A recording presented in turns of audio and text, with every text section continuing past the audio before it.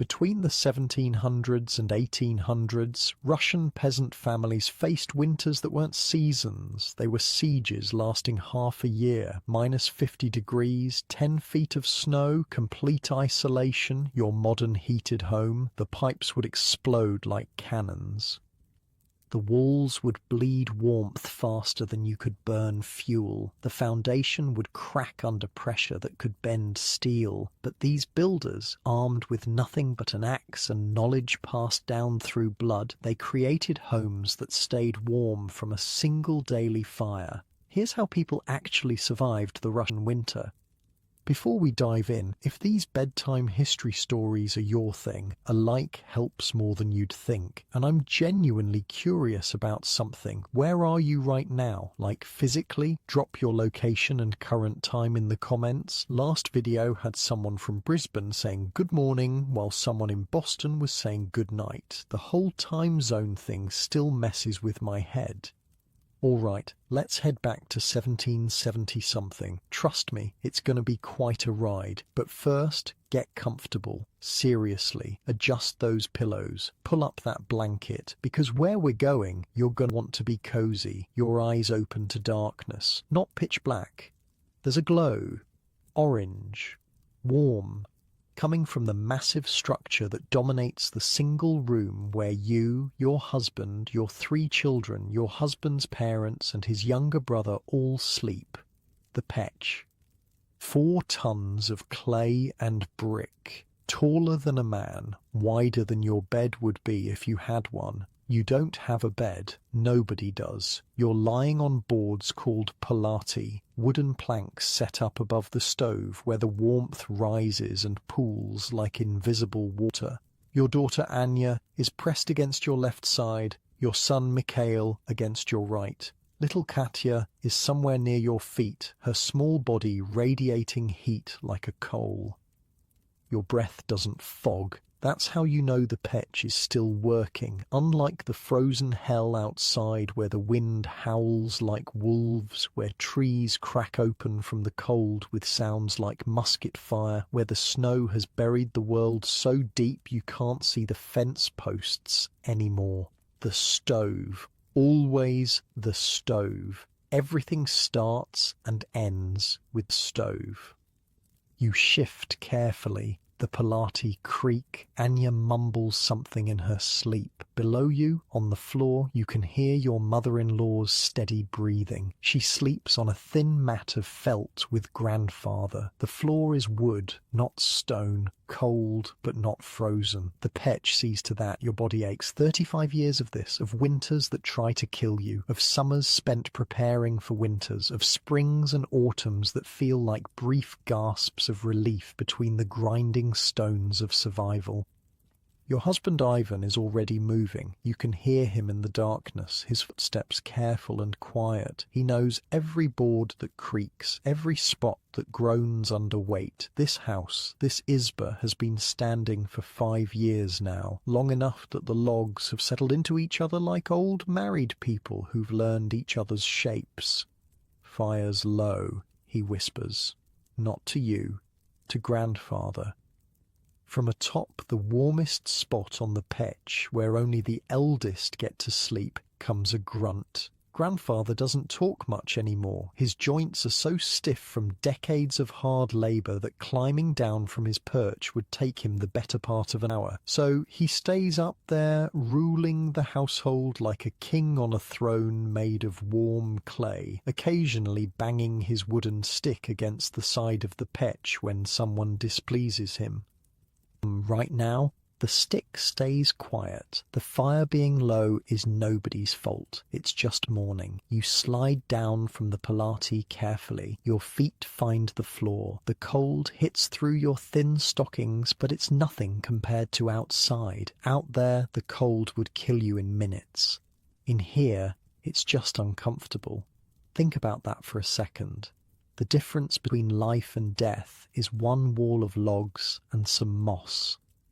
That's it. That's all that stands between your family and freezing to death. The room is maybe 260 square feet, one room. That's the whole house, 10 people, all their belongings, the petch, a few benches, the icon corner where your husband's mother keeps the family's religious images on a special shelf, some wooden chests with clothes, barrels with grain, and somehow it works. Your husband is kneeling by the petch now, opening the small iron door to the fire chamber. The coals inside glow red, but they're definitely dying. He needs to feed it before it goes out completely, because if the fire dies, you're not getting it relit. Not easily, not in winter. You've heard stories.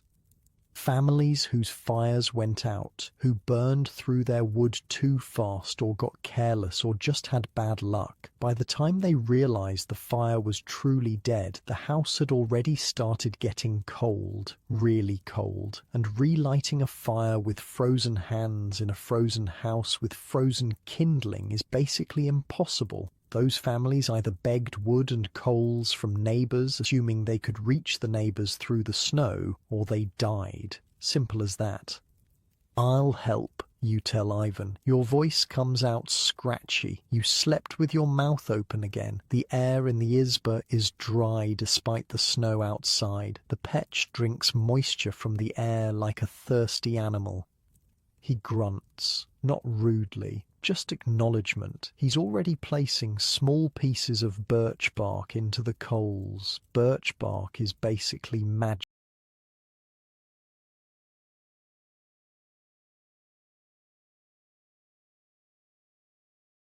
Even when wet, which it rarely is because you've all learned to keep it dry, it catches fire easily. The natural oils in the bark, same oils that make birch bark perfect for the roof. The bark catches. Orange flame licks up. Ivan adds thin sticks, kindling you prepared last summer, stored in the driest part of the house, protected like treasure, because that's exactly what it is, treasure. The ability to make fire, to sustain it, to keep it alive for 6 months without letting it die. Your modern gas furnace that kicks on whenever the thermostat drops below 70. Yeah, these folks would look at that and weep with envy. The fire grows. Ivan adds larger pieces. Not too fast. You have to coax the fire, not smother it. He's been doing this since he was old enough to hold wood. His father taught him. His father's father taught his father. This is how you stay alive. The flames are going now. Really going. The wood crackles and pops. The sound is almost cheerful. Almost makes you forget that outside the world is actively trying to murder everyone. "Bread?" Ivan asks you. You nod. Of course bread. There's always bread. Black rye bread that you'll eat with whatever else you have. Dried fish if you're lucky. Pickled vegetables from the root cellar if you're luckier. Cabbage, beets, onions, maybe some cheese if the goat is still producing. Though in winter, the goats barely give milk. The dough is already made. You prepared it last night. Let it rise near the warmth of the petch where the yeast could work. Rye flour, water, a bit of sourdough starter you've been maintaining for years. That's it. No fancy ingredients, no sugar. Maybe a tiny bit of salt if you have it.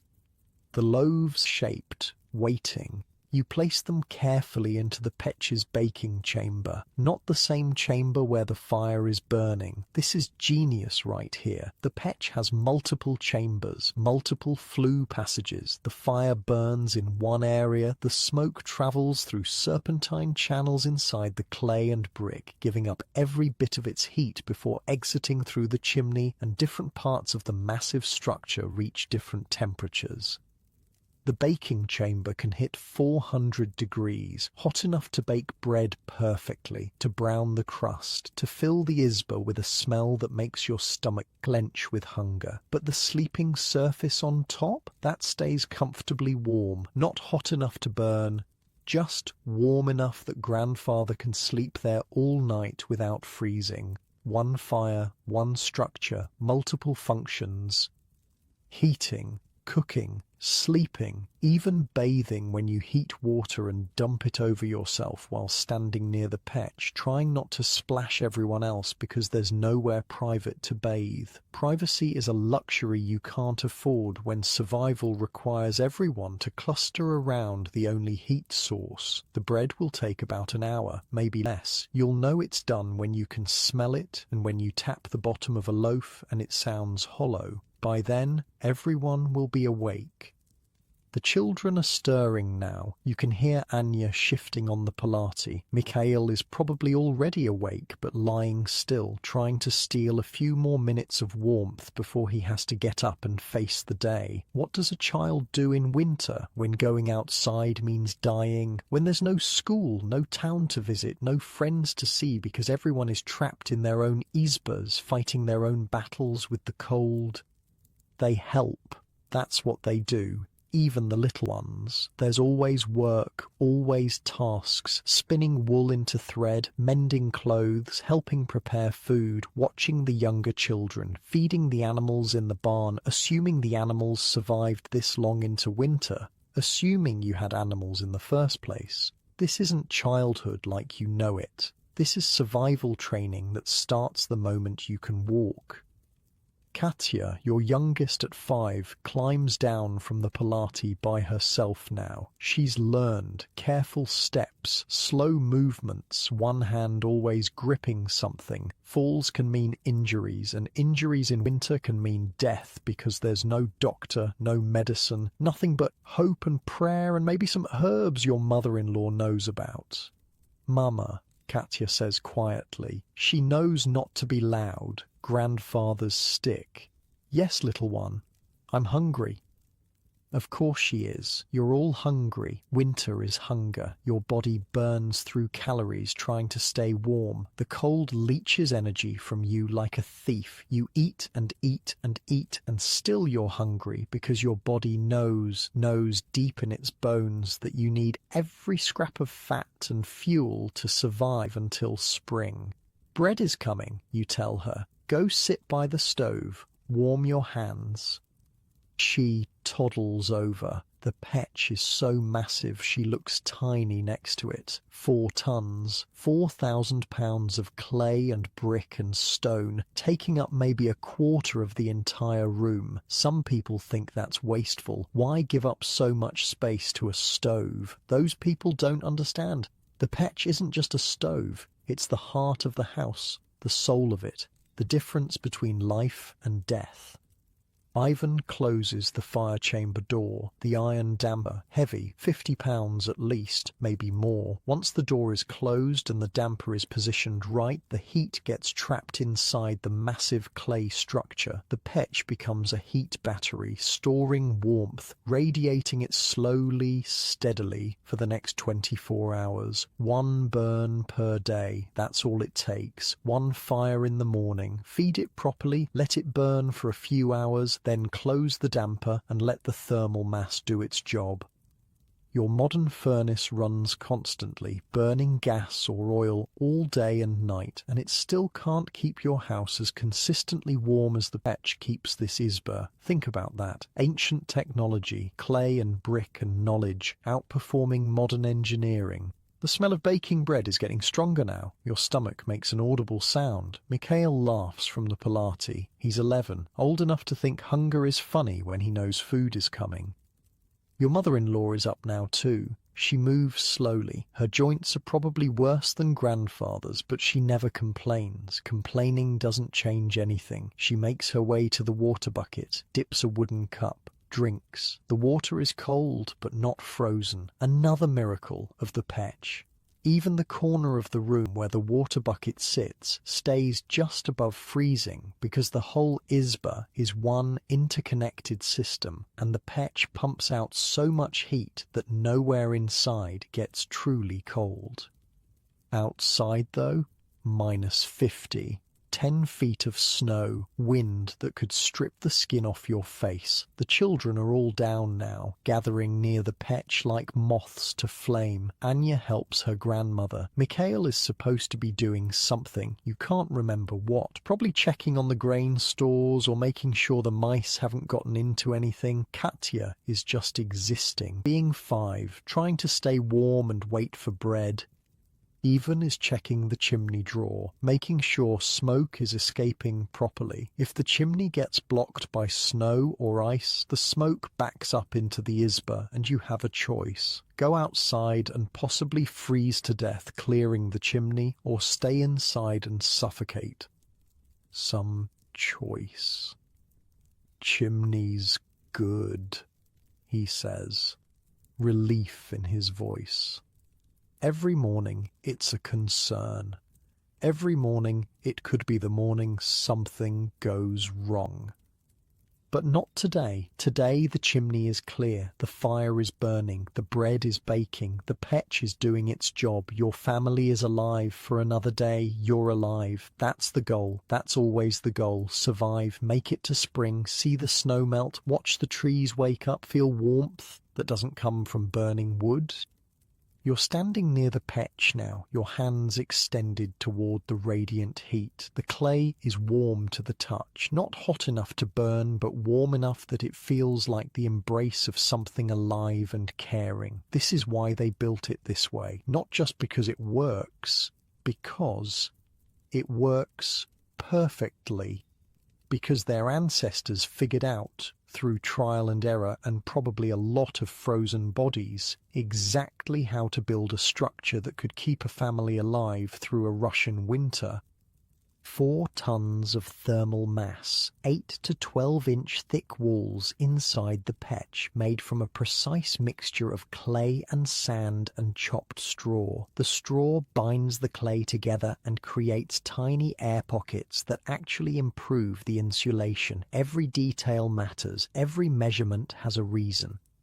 The gorlo. That's what they call the main combustion chamber, where the fire burns hottest, where the wood becomes heat and smoke. The walls of the gornalo are thick enough to absorb immense amounts of thermal energy, but not so thick that they crack from the temperature changes.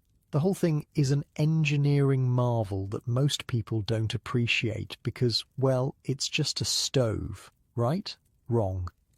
It's the difference between your soft bed right now, your warm blanket, your full stomach and comfortable life, and a desperate, clawing fight for survival that lasts half the year and kills without mercy if you make one mistake. The bread is ready, you can tell. The smell, the colour, visible through the small opening. Perfect. Ivan pulls the loaves out carefully using a long wooden paddle. The crusts are dark brown, almost black, hard. The inside will be dense and filling. This bread could be a weapon if you needed it to be. Seriously, you could probably kill someone with one of these loaves. But it's food, and food is life, and life is what you're fighting for. The family gathers, grandfather still on his perch, everyone else standing or sitting on benches. You break the first loaf, steam rises, the inside is still hot, still moist from the baking. You tear off pieces, pass them around. Even grandfather gets his portion, passed up to him on the end of a wooden spoon because he's not climbing down for anything short of the house burning down. The bread is dense, sour from the sourdough starter, filling. You chew slowly, make it last. There will be more later, but right now, this moment, this warm bread in your hand, it's everything. Katya is already done with her piece, looking hopefully at the rest of the loaf. Later, you tell her. She pouts, but doesn't argue. She's learned. Food is rationed, not cruelly, just carefully, because you need to make everything last. Grain stores only go so far. Spring is months away. Months. The fire in the petch is settling into coals now. Ivan will let it burn down slowly. In a few hours he'll close the damper completely and seal in the heat. The clay and brick will do the rest, radiating warmth, keeping the izba livable, keeping your family alive. This is your morning. Every morning. For months. Wake up, feed the fire, bake bread, survive another day. It sounds monotonous, and yeah, it kind of is. But monotony is better than death. Boredom beats freezing. And honestly, there's a rhythm to it, a comfort in the routine. You know what to expect. You know the fire will burn, the bread will bake, the petch will keep you warm. As long as you do your part, as long as you maintain the system, it works. That's more certainty than a lot of people had back then. More certainty than people caught in wars or famines or plagues. You have your family, your izba, your petch, and a fighting chance. The morning light is starting to seep in through the small windows. Not much light. The windows are tiny, glass is expensive, and anyway, big windows just mean more cold getting in. You had one glass window put in the front wall last year. Red glass. Beautiful. It cost more than you wanted to think about, but it was important. The red window facing the street. Every decent izba has one. Through the window you can see snow. Just snow. The world is white and dead and frozen. But in here, in this one room with 10 people and 4 tons of clay and brick, there's warmth, light, the smell of bread, life. Your husband is checking the wood supply. You keep the wood inside, stacked against one wall. Can't leave it outside or it gets buried under snow and... Anyway, frozen wood doesn't burn as well. You need the wood relatively dry, and that means storing it inside where the petch's heat can keep it from freezing solid.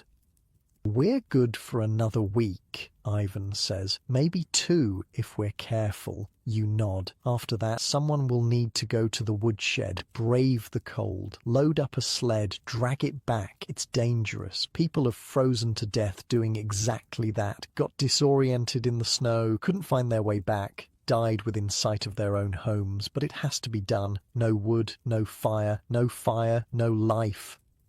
Mikhail will probably go with his father. The boy needs to learn, needs to know how to do these things, because someday, probably sooner than you'd like, this will be his izba, his family, his responsibility. That's how it works. You learn by watching, by helping, by doing. No books, no schools, just knowledge passed from parent to child, from grandparent to grandchild, from one generation to the next. How to build a petch, how to maintain a fire, how to select wood, how to store grain, how to pickle vegetables, how to spin wool, how to survive. Everything you know, you learned from someone who learned it from someone who learned it from someone, going back through the generations, through centuries, to people whose names you don't even know, but whose knowledge keeps you alive. The peck radiates heat. Your family eats bread. Another day begins. Outside, the cold waits like a patient predator, but inside, for now, you're safe, warm, fed, alive. And that's enough. That has to be enough, because it's all you've got, and it's more than many people have, and you're grateful for it, even though your body aches and you're already tired, and the day has barely started, and there's months of this left, months and months, stretching out like an endless frozen wasteland.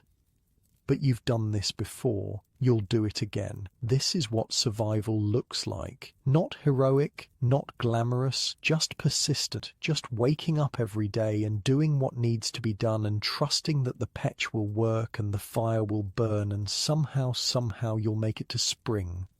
Your daughter Anya is asking her grandmother something, about spinning probably. The girl is learning. Your mother-in-law is patient, showing her the technique, the twist of the wool, the steady pull.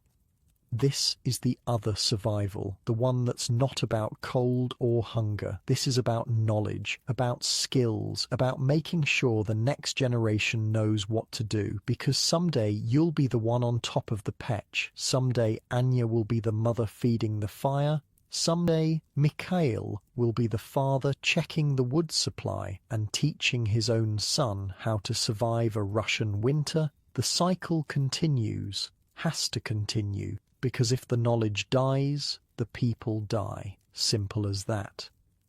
Grandfather bangs his stick against the petch. Everyone jumps slightly. He points at Mikhail, makes a gesture. The boy understands immediately, runs to get something, a cup of water. Grandfather is thirsty but can't climb down. The old man drinks, hands the cup back, settles into his spot.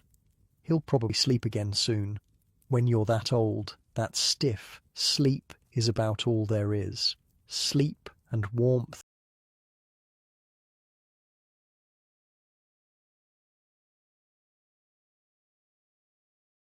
And the hope that you won't die before spring.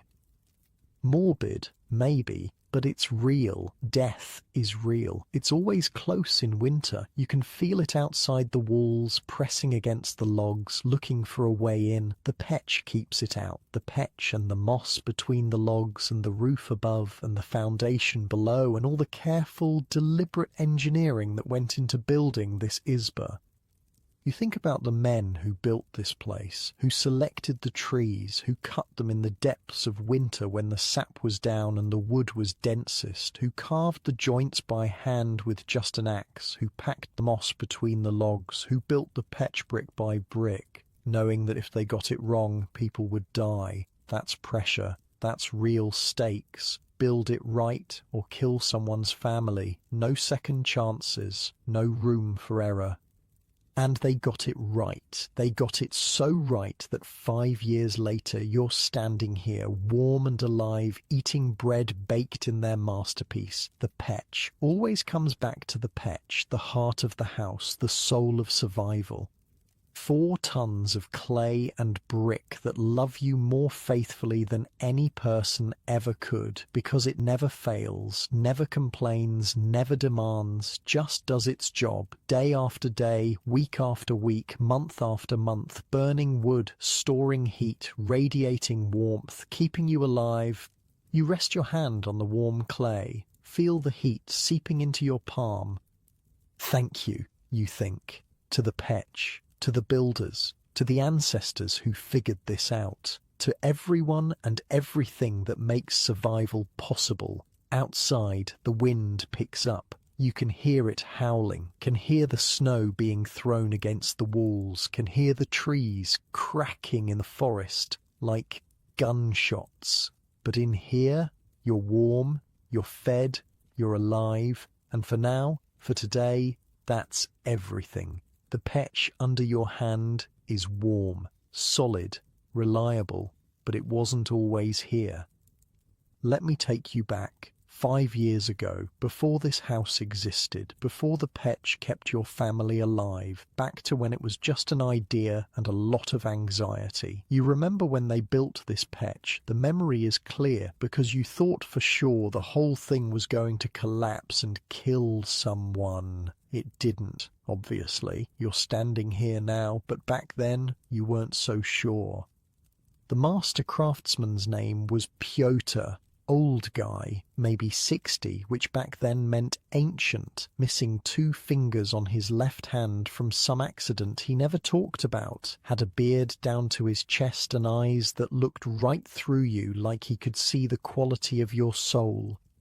He showed up with his son. Kid was maybe 15, tall, gangly, trying to grow a beard and failing. The boy barely spoke, just watched his father with this intense focus, like he was trying to memorize every movement. "This is where you want it?" Pyotr had asked, standing in the middle of your brand new izba that smelled like fresh pine and optimism. Even nodded. "Center of the room, like every izba."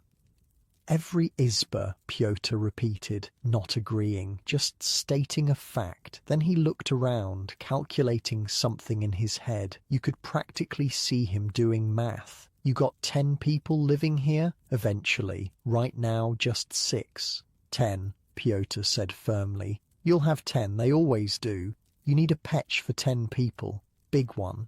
Your husband hesitated. "How big?" 4 tons. The number hung in the air like smoke. 4 tons, 4,000 pounds of clay and brick and stone sitting in the middle of your wooden house. That won't, you started to say. Won't what? Won't collapse the floor? Won't crack the foundation? Won't be too heavy for the logs to support? Pyotr looked at you. The petch is the house. Everything else is just walls to keep the petch dry. You understand?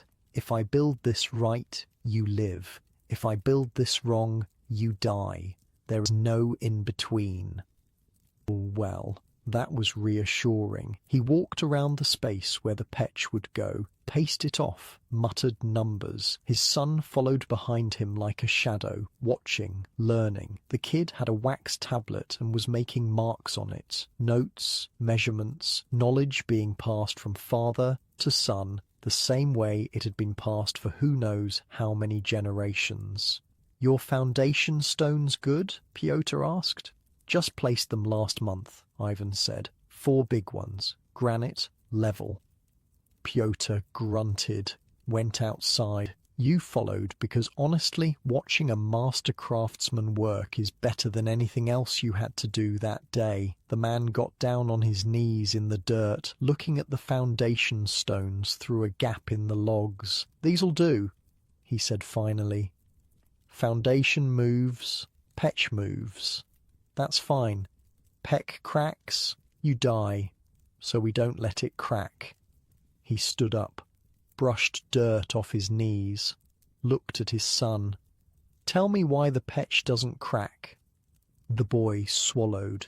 Because the clay mixture has the right amount of sand and straw. The sand makes it strong, the straw makes it flexible.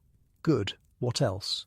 The walls are thick, so the heat spreads out instead of making one spot too hot. Better. What else? The kid thought hard. You could see him sweating despite the cool autumn air.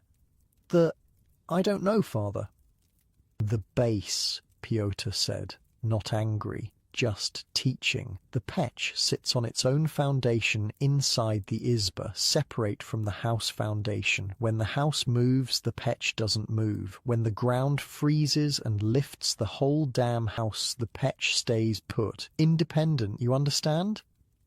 The boy nodded, scratching notes on his tablet. This is what education looked like. Not books, not schools, just a father asking his son questions until the knowledge stuck.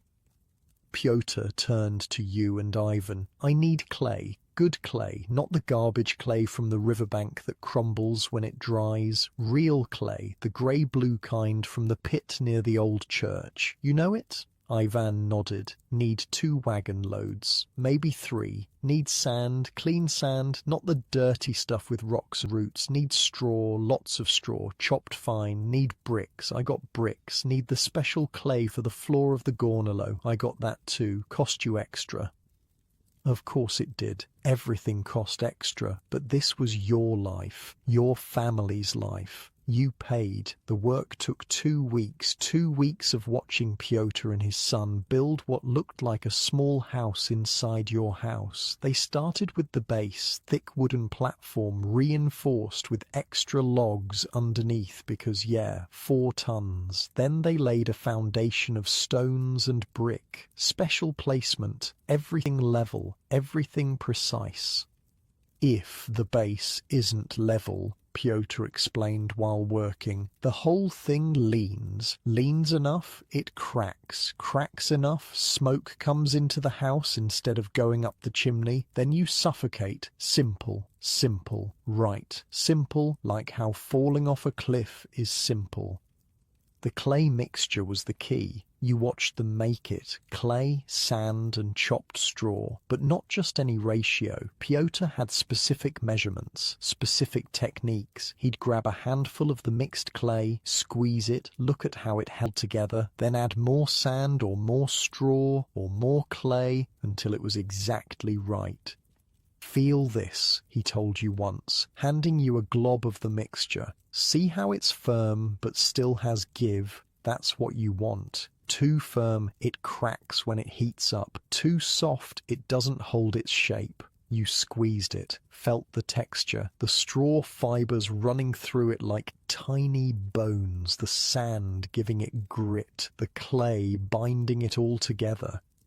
This wasn't just construction. This was chemistry, physics, engineering, all wrapped up in the hands of a man who probably couldn't read but understood heat transfer better than most modern engineers. They built the walls of the gornalo first, the main combustion chamber where the fire would burn. The walls here needed to be thick, 8 inches minimum. Pyotr made them closer to 10.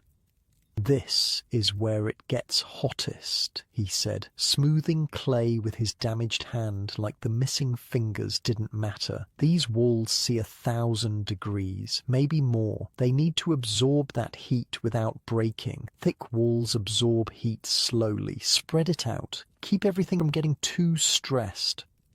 His son was mixing more clay. The kid's arms were covered in the stuff up to his elbows. He looked tired but focused. This was his future. Someday he'd be the master craftsman. Someday some other father would hire him to build a pech and trust him with his family's lives. No pressure, kid.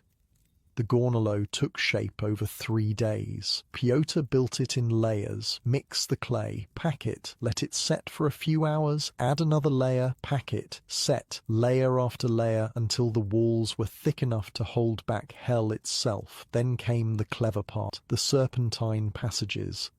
"Watch," Pyotr said. He took a long stick and traced a path through the clay he was laying. "Fire burns here in the gornalo. Smoke wants to go straight up and out, but if we let it go straight up, we waste all that heat, so we make the smoke work for its freedom." He was creating channels, passages, mazes inside the clay structure. The smoke would travel through these channels, twisting and turning, giving up its heat to the clay walls the whole time. By the time the smoke finally made it to the chimney, it would be cool, exhausted, wrung dry of every bit of warmth it had. "Every twist," Pyotr said, "every turn, the smoke touches more clay. More clay means more heat absorbed. More heat absorbed means warmer house. Make sense?" It made perfect sense. It was brilliant. His son was taking notes, sketching the pattern of the channels, learning, memorizing. This knowledge wasn't written in books. It lived in people's heads and hands. If the knowledge died, the people died. That's simple. The floor of the gornalo was special clay. Pyotr had brought it in ceramic pots, wrapped in cloth, protected like treasure. Fire-resistant clay that could handle temperatures hot enough to melt iron. "This stuff," he said, unwrapping one of the pots carefully, "comes from way up north, costs more than I like to admit, but it's the only clay that won't crack at gornalo temperatures. Regular clay turns to dust. This stuff laughs at fire." He mixed it with sand, applied it carefully to the floor where the fire would burn brightest and hottest, smoothed it, made it level. Every movement was deliberate, practiced, perfect. You were watching him work when something occurred to you. What happens if you make a mistake? Pyotr didn't look up. "Then I fix it now while the clay is still wet. Once this sets, once we fire it for the first time, any mistake becomes permanent, and permanent mistakes kill people. Has that ever happened?" He was quiet for a long moment, just kept smoothing the special clay. Then, once, long time ago, my first pech. I was young, thought I knew everything, built the gornalo walls too thin, wanted to save clay, save money, be efficient. What happened? The walls cracked. First winter. Family woke up to smoke filling the house. They got out in time, but barely. The children were coughing for weeks. Could have died. What did you do? Tore the whole thing down, rebuilt it, right this time, didn't charge them a single kopeck, learned my lesson. He finally looked up at you. His eyes were hard. Every pech I've built since, perfect, because I remember those children coughing. I remember almost killing a family because I was too arrogant to build it right the first time. His son was listening. Good. Let the kid learn from his father's mistakes. Let him carry the weight of that story. Let him understand what's at stake. The petch grew taller. Day by day, layer by layer, the combustion chamber, the heat channels, the baking chamber that would reach 400 degrees for bread, the sleeping surface on top that would stay warm but not burning hot, every section carefully designed, every measurement precise. Pyotr built in the damper opening. This was where the heavy iron plate would go, the plate that would seal in the heat once the fire burned down to coals. He showed you the damper itself, massive thing, had to weigh at least 70 pounds, maybe 80. Or once the fire's good and hot, he explained, once the wood is mostly burned, you close this, seal it tight. Then all that heat, trapped, can't escape, has nowhere to go except into the clay. The clay soaks it up like a sponge soaks up water. Then, for the next day, the clay gives it back slowly, steadily, keeps you warm from one fire to the next. 1 fire a day, you said. Not a question. You'd heard this was possible, but it seemed impossible. 1 fire a day, Pyotr confirmed. If you build the petch right, if you use enough thermal mass, 4 tons of clay and brick, that's a lot of thermal mass, holds a lot of heat, his son piped up. Like a pot of hot water, father? How it stays warm for hours? Exactly like that. But bigger. Much bigger. This is a 4-ton pot. Takes hours to heat up. Takes hours to cool down. That's the secret. Slow heating. Slow cooling. Steady warmth. The kid beamed. Got the answer right, made his father nod in approval. Small victories in the transmission of knowledge. They built the top sleeping surface last. This needed to be smooth, comfortable enough that an old person could lie on it without getting bruised or cut. Pyotr smoothed the clay for hours. His son helped, both of them working the surface until it was perfect. Grandfather will sleep here, Ivan said, watching them work.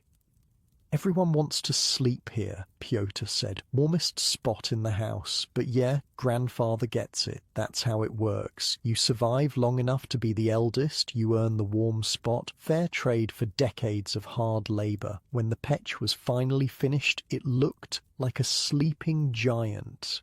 Massive. Imposing. Taking up so much space that you wondered again how 10 people would live around it. But you'd learn, you'd figure it out, because the petch wasn't optional, it was mandatory, it was life. Now we fire it, Pyotr announced. Fire it? You didn't like the sound of that. First firing, got to heat it slowly, very slowly. Too fast and the clay cracks. Too slow and we'll be here all month, there's a balance. He built the smallest fire you'd ever seen in the Gornalo. Just a few sticks, barely enough heat to warm your hands. Let it burn, let it go out. Built another small fire, let it burn, let it go out. We're curing the clay, his son explained to you, clearly repeating lessons he had learned. Driving out the moisture, letting the heat change the clay from wet to permanent, like baking bread, but slower. It took 3 days of these tiny fires before Pyotr was satisfied. Then he built a slightly bigger fire, then a bigger one, working up gradually, letting the clay adjust, letting the structure settle into itself. Finally, on the 4th day, he built a real fire, full size, lots of wood, hot and bright and roaring. You stood back, watching, half expecting the whole thing to explode. It didn't. It just worked. The fire burned. The smoke travelled through those serpentine passages and came out the chimney. The clay started to warm up. You could feel it radiating heat. Pyotr stood there with his arms crossed, watching, waiting, looking for cracks, looking for problems, looking for any sign that he'd made a mistake. Nothing. No cracks, no smoke leaking into the room, no problems. His son was grinning, practically bouncing with excitement. They'd done it. Built a perfect petch. Pyotr didn't smile, just nodded once. Good, he said. Should last you 200 years if you maintain it properly. Maybe 300, 200 years. 300 years, your great-great-grandchildren would be using this petch, learning to survive from it, sleeping on top of it, baking bread in it. How do we maintain it? Ivan asked. Don't let the fire get too hot too fast. Don't throw water on it when it's hot. Don't bang on it with hard objects. Clean the chimney once a year. Check for cracks every spring. If you find a crack, fix it immediately with clay. Small cracks are easy. Big cracks mean you call someone like me. He walked around the petch one more time, touching it, checking it, making sure. Then he turned to you and Ivan. This is good work. This will keep your family alive. Treat it with respect. Feed it good wood. Keep the fire steady, and it will love you back. Love you back.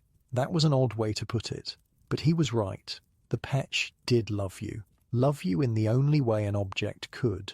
By being reliable. By being consistent. By doing its job perfectly, day after day, year after year. Pyotr and his son left the next morning, took their payment, took their tools. The old man shook Ivan's hand, told him to send word if there were any problems. Then they were gone, off to build another petch for another family, carrying their knowledge with them. And you were left with this massive structure in the middle of your house. This 4-ton monument to survival, this masterpiece of clay and brick and ancient engineering.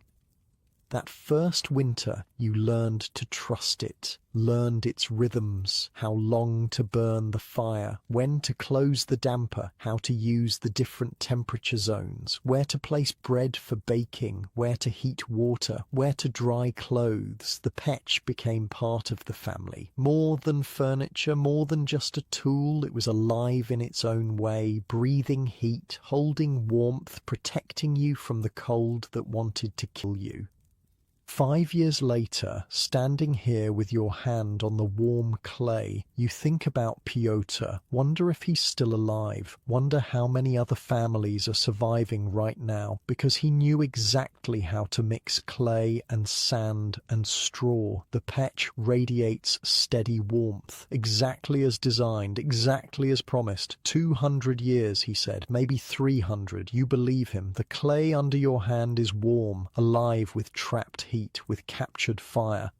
4 tons of thermal mass, serpentine smoke channels, fire-resistant clay floors, all of it working together, because anything less than perfect meant death, and Pyotr knew that. Your children are playing near the petch now. Anya and Mikhail are arguing about something.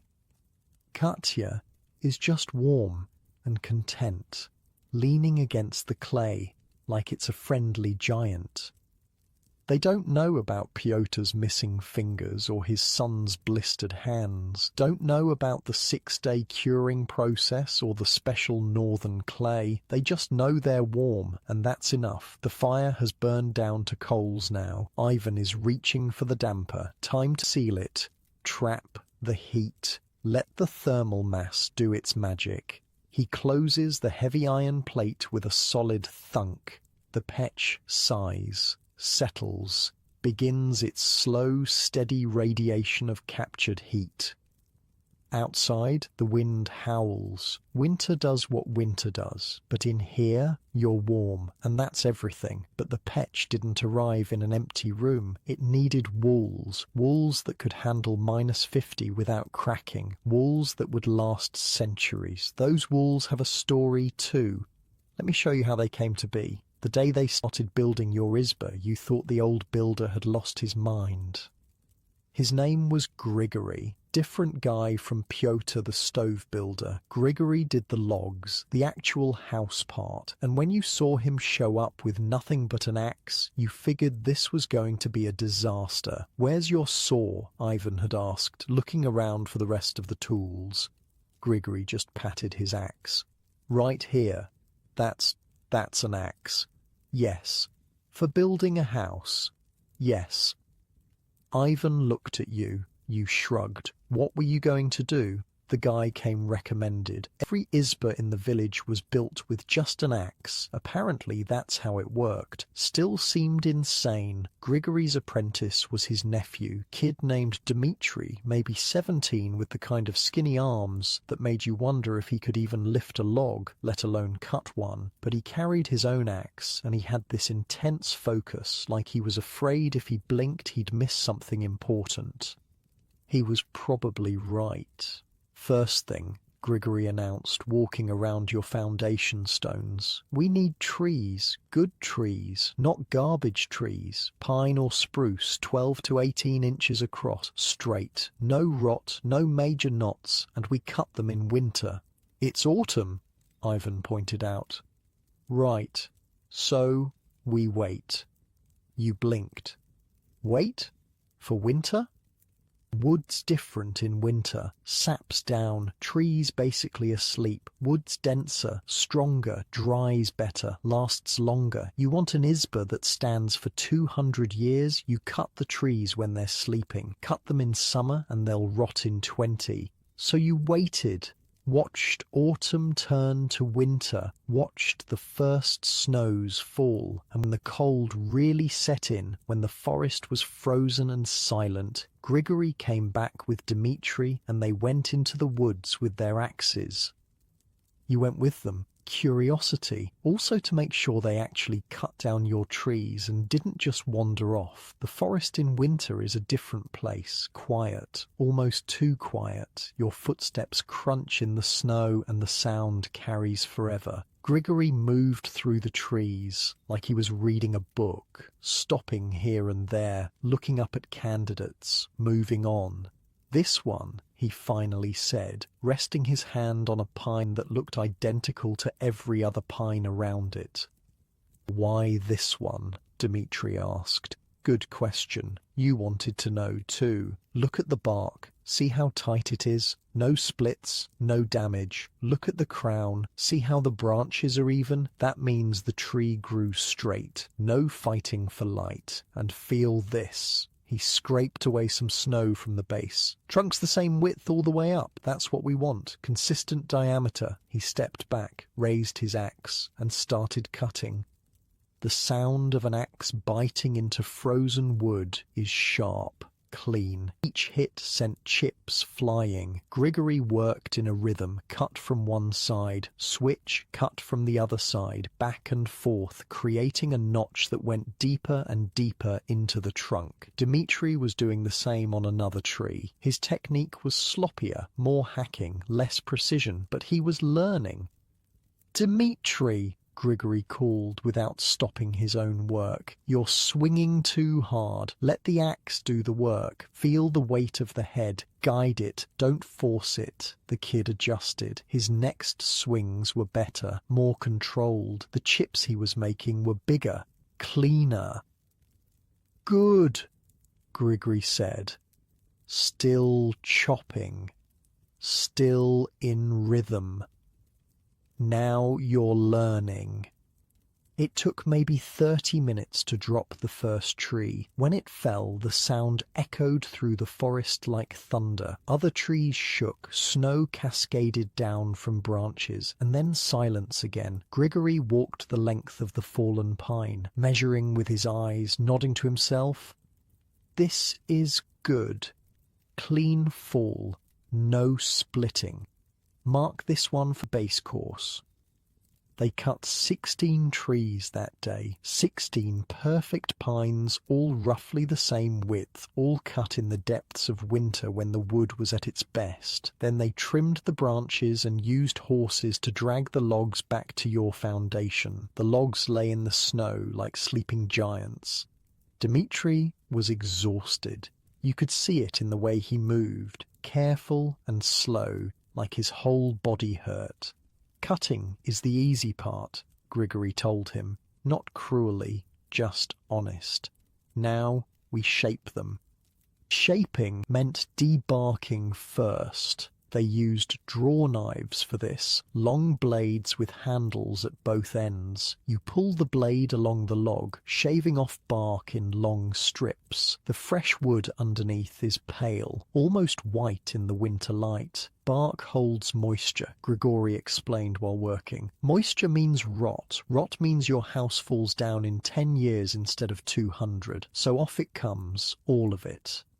Dmitri was struggling with his draw knife. The bark kept catching. His strips were short and uneven. You're pulling at the wrong angle, Grigori said, glancing over. Here, he moved behind the kid, guided his hands. Feel how the blade wants to follow the grain? Let it. Don't fight the wood. Work with it. The next pull was clean. A long strip of bark peeled away like skin. There you go, Grigori said. Now do that about 1,000 more times. The kid groaned but kept working. Once the logs were debarked, the real work started. The joinery, the rubka v ugal, cutting at the corner. This was where the magic happened, or where everything went wrong if you messed it up. Grigori selected the first log for the base, rolled it into position on the foundation stones. Then he measured exactly 20 centimeters from the end, marked it with a piece of charcoal, picked up his axe. Watch, he told Dmitri. This is the chasha, the bowl. This is what locks the logs together. He started cutting, not straight down, at an angle, creating a semicircular depression in the underside of the log. The curve was perfect, smooth, deep enough to cup the perpendicular log that would cross beneath it, but not so deep that it weakened the log. You watched him work, and it was like watching someone carve a sculpture. Every swing of the axe was precise, controlled. He wasn't hacking at the wood. He was revealing the bowl that was already there, hidden inside the log, waiting to be uncovered. The chasha has to be perfect, he said while working. Chips flying. Too shallow and the joint is weak. Too deep and you weaken the log. The wrong shape and the logs don't lock together right. Everything has to fit like a hand holding an egg. He finished the first bowl, ran his hand along the curve, checked it from different angles, then nodded and moved to the other end of the log to cut the second bowl. Dmitri was supposed to be cutting a bowl on his own log. You could hear him cursing under his breath. His bowl looked lumpy, uneven. That's garbage, Grigori said, not looking up from his own work. Start over. But I've been working on this for... Start over. The kid grabbed his axe and started smoothing out his mistakes, trying to fix the lumpy bowl, making it worse. Grigori finally stopped his own work and walked over, looked at Dmitri's attempt, sighed. You're thinking about the axe. Don't think about the axe. Think about the bowl. See it in your head. See the curve. Now remove everything that isn't the curve. That's all you're doing. Removing what doesn't belong. Dmitri stared at the log. You could practically see him trying to visualize the perfect bowl inside the imperfect wood. His next swing was better, more purposeful, less hacking.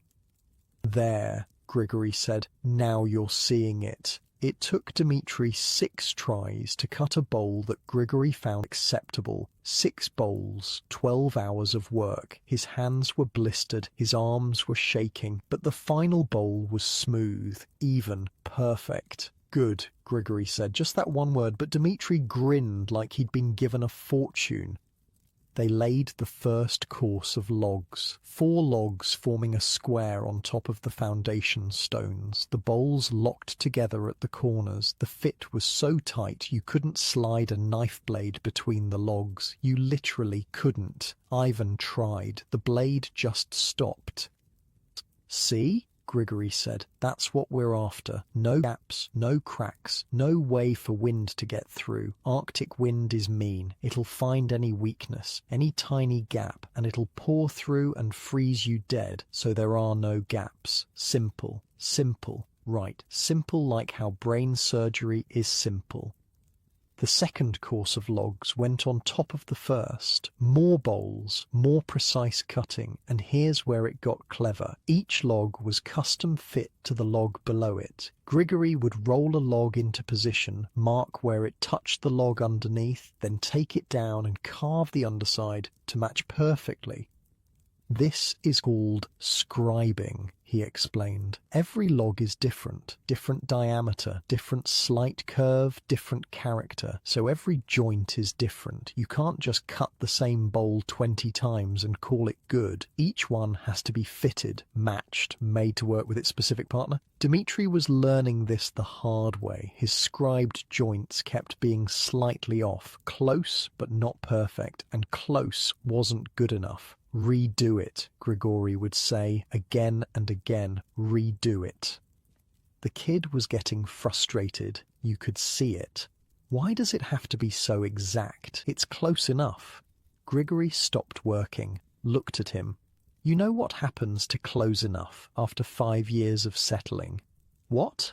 Gaps. Drafts, cold air pouring in. Then the family you built this for freezes to death, and you get to live with that. Live with knowing you were too lazy to make it right. Live with knowing children died because you said close enough. Dmitri went pale, picked up his axe, fixed his joint without another word. Harsh? Maybe, but the man had a point. This wasn't carpentry as art. This was carpentry as survival. The stakes were as high as stakes get. The logs went up. 1 course, 2 courses, 5, 10.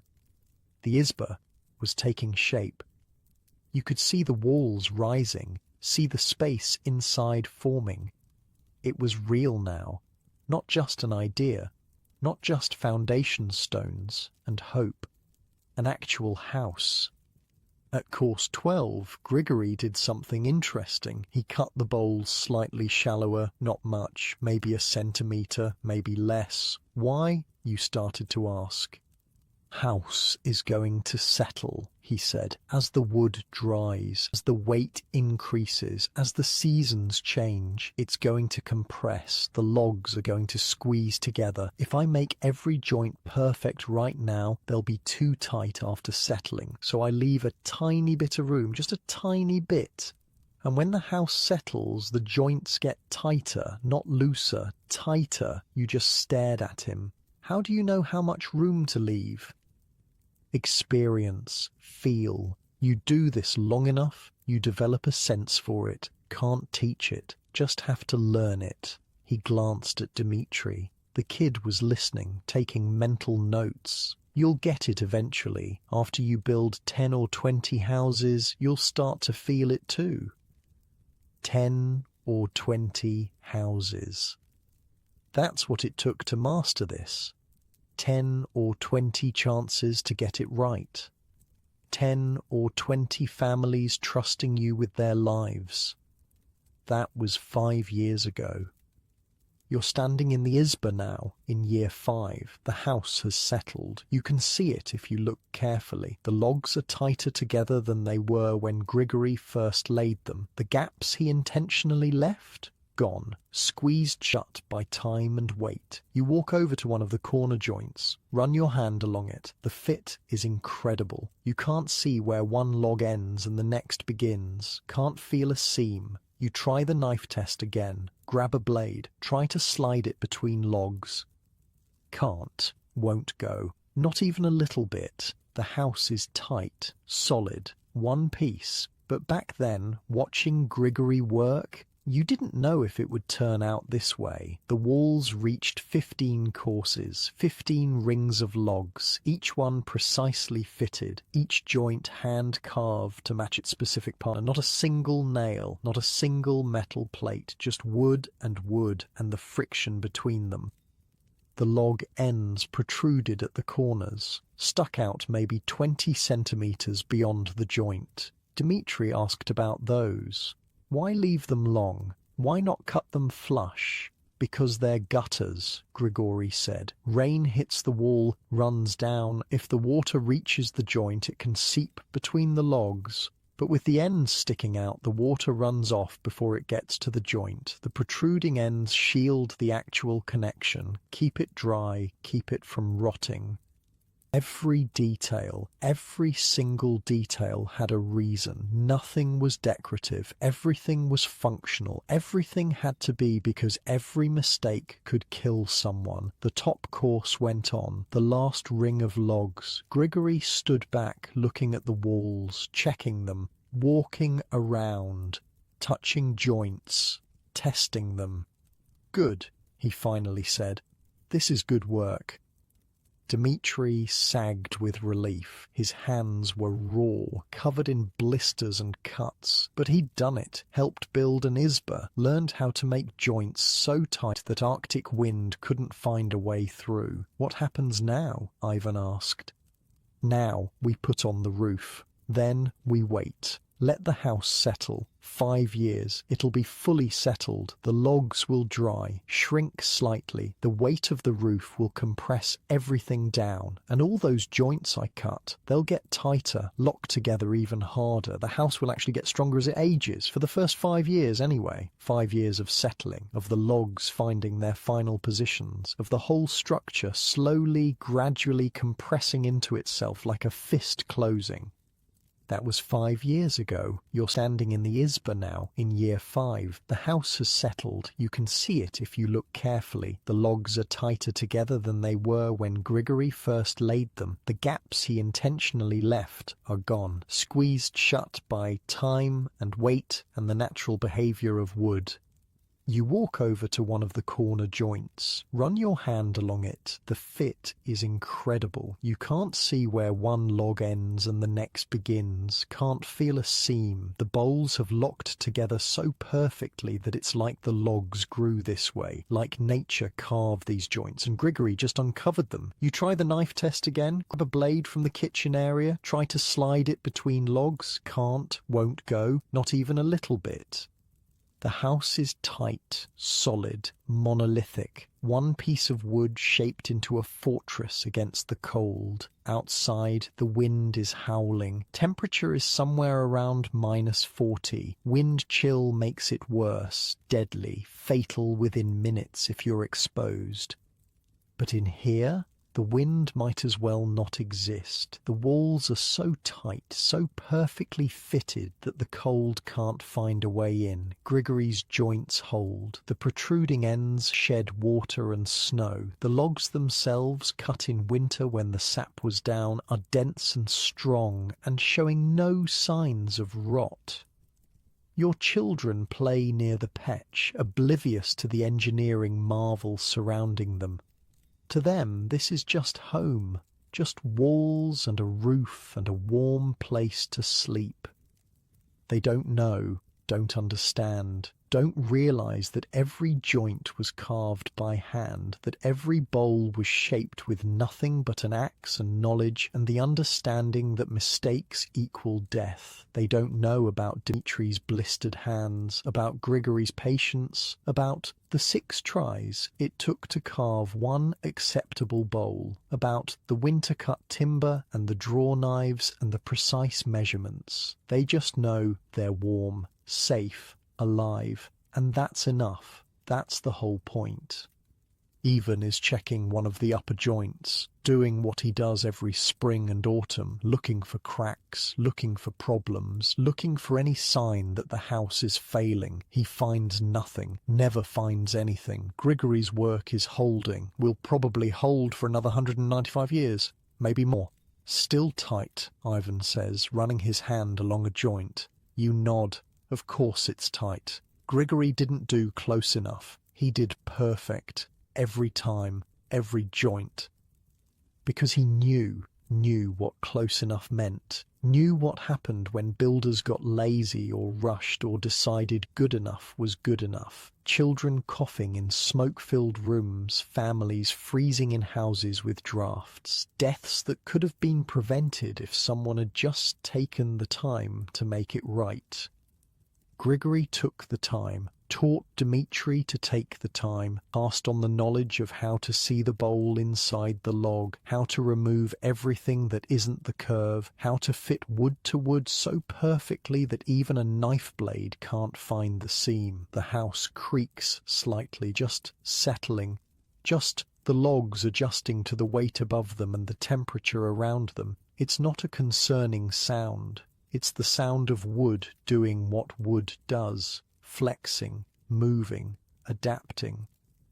Rigid structures crack under stress, but this house isn't rigid, it's flexible. The joints allow micro movements, the logs can shift slightly without breaking. The whole structure breathes, moves as one unit, stronger than steel brackets, more flexible than rigid connections. It's alive in a way. Not really alive, but not completely dead either. The wood remembers being a tree, remembers the forest, and it's using those memories to protect you now. The grain of the logs runs in spirals, natural spirals that add strength. The rings show the tree's age, 10 years, 20 years, 50 years of growth compressed into these walls, into this fortress. Your fortress, built by a man with an axe and his nephew with blistered hands, and knowledge passed down through so many generations that nobody remembers where it started. All of it working, all of it holding, all of it keeping your family alive. The wind screams outside, throws snow against the walls, tests the joints, looks for weakness, finds none, because Grigory didn't believe in weakness, didn't believe in close enough, didn't believe in good enough. He believed in perfect, and perfect meant your family survived. The logs hold, the joints lock tight, the house stands, and you're safe, warm, protected by wood and skill and the refusal to accept anything less than exactly right. Grandfather bangs his stick against the petch, wants something, water probably, or attention, hard to tell with him. Dmitri is probably still building izbas somewhere, probably teaching his own apprentice now, probably telling some kid with blistered hands to redo a joint for the 6th time, because close enough isn't good enough, passing it on. The knowledge, the skill, the understanding that every bowl matters, every measurement counts, every joint is the difference between life and death. Your hand is still on the corner joint. You can feel the solidity of it, the permanence. 200 years, Grigory said, maybe more. You believe him. This house will outlive you, outlive your children, all because a man with an axe knew how to see bowls in logs. The wind howls outside. The cold presses, but Grigory's joints don't care. They're too tight to let anything through, and you're safe. Your home, your fortress, built to last centuries, one perfect bowl at a time. Perfect joints, perfect logs, but there's still gaps between them, tiny gaps, gaps that Arctic wind would exploit without mercy. Those gaps needed sealing, and for that, you needed moss, the right moss. Let me tell you about the week that almost killed you. 1 year before the house was built, late summer, your mother-in-law knows which moss will keep your family alive and which will let them freeze. The difference? You can't see it just by looking. That's the problem. We go today, Babushka announced before dawn, to the bog. The bog. 2 hours into the taiga, where bears outnumber people and getting lost means dying slowly among the mosquitoes. Can't we just use moss from around here? She looked at you like you'd suggested eating dirt. You want your house to rot in 5 years. Use any moss. You want it to last 200. Come with me. So you went. You and Babushka and your daughter Anya, who was 7 then, and 2 neighbour women who were also building houses, 5 females walking into the forest with baskets and cloth bags and a healthy fear of bears. Stay close, Babushka said. Bear sees 5 women together. He usually leaves us alone. Bear sees 1 woman alone. She's breakfast. Comforting. The taiga in late summer, thick green, alive with mosquitoes the size of your thumbnail. Anya swatted at insects. Why can't father get the moss? Men know trees, women know moss, Babushka said. Simple fact. Irina, a neighbour woman, laughed. My husband tried once, brought back garbage that crumbled. I threw it at him. Everyone laughed. Babushka stopped every few minutes, knelt, examined moss, shook her head, moved on. 20 times this happened. What's wrong with that one? You asked. Wrong kind, wrong colour, wrong moisture, wrong everything. Finally, after 3 hours, you reached the bog. And okay, this place was different. The ground was spongy. Each step made water seep up around your shoes. The air smelled like earth and decay and something sharp that made your nose wrinkle. Here, Babushka said, satisfaction in her voice. This is good bog. The moss here was different, lighter, fluffier. It grew in thick carpets of pale green that looked almost white in some spots. Babushka knelt down, grabbed a handful, squeezed it. Water poured out. Lots of water. The moss compressed to almost nothing in her fist, then slowly expanded back when she opened her hand. See, she said. Watch. She squeezed it again. Again the water came out. Again it compressed. Again it expanded. This moss drinks water, holds it, releases it. When it's dry, it's light, almost weighs nothing. When it's wet, it holds 20 times its weight, maybe more. You grabbed some yourself, squeezed it, watched the water stream out. The moss in your hand went from fluffy to flat. When you stopped squeezing, it puffed back up like magic. That's weird, Anya said, trying it herself. That's perfect, Babushka corrected. This moss goes between your logs. When the air is dry, the moss is dry and small. When the air is wet, the moss swells up and seals tight. It adjusts, breathes, keeps the wood from rotting because it wicks moisture away.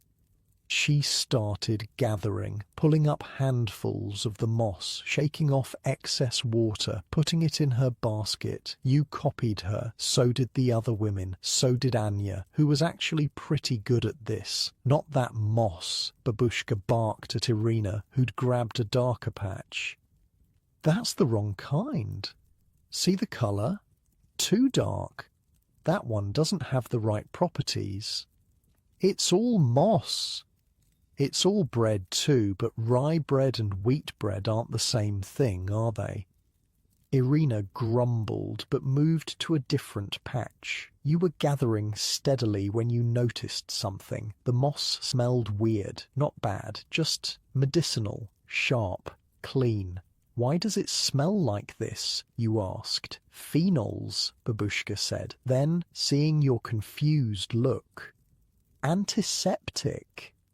This moss kills bad things, bacteria, fungi, things that make wood rot. During the last war, when the soldiers ran out of bandages, you know what the doctors used? No. This moss, sphagnum moss, packed it into wounds, stopped infection better than cloth, better than half the medicine they had, saved lives. You looked at the moss in your hand with new respect. This wasn't just insulation, this was medicine, this was protection, this was giving your house an immune system. How do you know all this? Anya asked. Babushka smiled. Rare thing, that smile. My mother taught me, her mother taught her, her mother taught her, goes back and back. Before anyone could read or write, women knew moss, knew which kind healed, which kind sealed, which kind lasted. We passed it down. Mother to daughter, grandmother to granddaughter, this knowledge kept families alive. She grabbed another handful, inspected it, approved it, added it to her basket. The men build the house, she continued, but women make it live. The moss we gather today, it'll outlive us, outlive our children, still be protecting that house when our great-grandchildren are old. Heavy thought for a warm summer day in a bog. You gathered for hours, back hurting, hands waterlogged, bugs everywhere. Then you saw it. Brown bear, 300 pounds of muscle and teeth, maybe 20 feet away, standing, looking directly at you. Everyone froze. Don't run. Running triggers chase. Just stand. 5 women and a child, staring at death. The bear huffed, took a step toward you. Babushka's voice came out steady, loud. Go on, brother bear. We're just getting moss. Nothing here for you. Go find berries. Leave us alone. The bear stopped, tilted its head like it was considering. Your heart hammered so hard you thought it might break your ribs. 10 seconds, 20, the bear watching, you watching back. Then it turned, ambled away into the trees, disappeared. Nobody moved for a full minute. Does talking always work? Irina whispered, voice shaking. Usually, Babushka said, already back to gathering moss. Sometimes they eat you anyway. Your hands were shaking so badly you could barely grip the moss, but you kept gathering, because this was survival. This was what women did. This isn't enough, Babushka announced, looking at the full baskets. We've been gathering for 3 hours. And we need a week's worth. Every gap between every log needs moss. We've got maybe 1/10, maybe. So you went back. Day after day, 7 days total, arms dead, hands cramped, watching for bears every minute. The moss had to be cleaned after, spread out, picked through for sticks and bugs, then dried in the sun for 2 weeks while Anya complained about being bored. Bored in a warm house or interesting while freezing? Babushka asked. Anya chose boredom. When it was finally dry enough, Babushka squeezed a handful, compressed easily, released, compressed, released. Good, she said. Now we store it. They stored it in the driest part of Babushka's house, wrapped in cloth, protected from moisture, waiting for the day when the logs would be ready for it. That day came 6 months later. The walls were up. 15 courses of logs. Grigory had finished his joints. The logs were sitting there with gaps between them. Small gaps, but gaps nonetheless. Time for moss, Babushka announced. You and Anya and Irina and the other women gathered at the building site with baskets of dried moss and wooden tools. Special tools. Thin pieces of hardwood shaped like fat knives. Blunt, for packing. Or watch, Babushka said. She took a handful of moss, placed it in the gap between 2 logs, then took her wooden tool and pushed, packed it in, firm but not crushing, creating a seal, a continuous seal around the entire log. Not too tight, she said. Too tight and you compress it too much. It can't expand when it needs to. Not tight enough and there's gaps. Air gets through. Has to be just right. Just right. Always just right. Everything in this house had to be just right or people died. You copied her technique. Take moss, place it in gap, pack it with the wooden tool, firm, even, continuous. Your hands learned the feel of it, the right amount of pressure, the right density. Anya was helping too. Her small hands were actually good for this. She could reach spots the adults couldn't. Could pack moss into corners and tight spaces. Good girl, Babushka told her. You're learning. Someday you'll teach your daughter, and she'll teach her daughter, and the knowledge continues. The work was slow, tedious. Each log had 2 gaps, one above and one below. 15 courses of logs meant 30 gaps to pack, and each gap needed to be packed around the entire perimeter of the house. You worked for 3 days straight, packing moss, your hands cramped. Your neck hurt from bending over, but the gaps filled. The moss created a continuous seal, light and fluffy when dry, ready to expand and seal tight when the humidity rose. This moss, Babushka said while working, it breathes. That's the secret. Modern people, they seal everything tight. No air, no moisture movement, just trapped. Dead air, dead moisture. That's how you get rot. But this moss, it lets the wood breathe, takes excess moisture from inside the house, releases it outside, keeps the logs healthy, keeps them from decaying. You packed more moss, pressed it in, made sure it was continuous, no gaps, no breaks in the seal. The phenols in the moss, Babushka continued, they keep bacteria away, keep fungi from growing. It's like the moss is guarding the wood, fighting off anything that wants to hurt it. Your house doesn't just have walls, it has a living defense system. By the third day, every gap was packed, every joint was sealed. The moss filled the spaces between logs like a fluffy green guardian. Babushka walked around the house, checking, pressing the moss here and there, testing it, looking for spots that needed more, finding a few, adding more moss, making it perfect. This will last, she said finally. Long as the house stands, this moss will do its job. Won't need replacing, won't need maintenance. It'll just work year after year, decade after decade, protecting the wood, protecting the family. That was 5 years ago. You're standing in the house now, middle of winter. The gaps between logs are invisible. The moss has done its job, expanded and contracted with the seasons, kept the wood breathing, kept the rot away. You run your hand along a joint. The moss is there, soft and springy, still working after 5 years. Will still be working after 50, all because women walked into a bog, spent a week gathering the right moss, made sure every detail was right.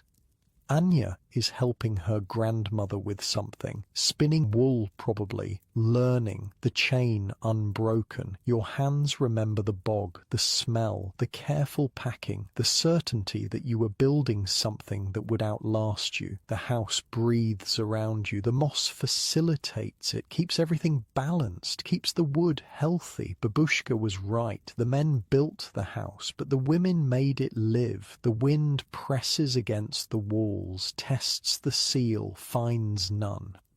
The moss holds, the house breathes, the family survives, one handful at a time, walls tight, moss sealed, but all of that sits on something that seems impossible the first time someone explains it to you, the foundation, or rather the lack of one. Back then when construction was starting, you had questions, a lot of questions. Present day, middle of winter. The house is 6 inches higher than it was in November.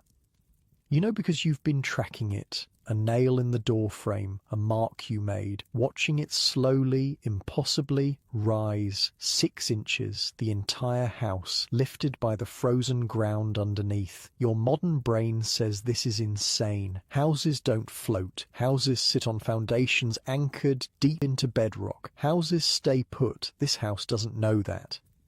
The ground freezes, expands, pushes up with forces that could crush concrete, and your house just rides along, goes up, stays level, acts like this is completely normal, because it is, has been for 5 years now, 5 winters of lifting, 5 springs of settling back down.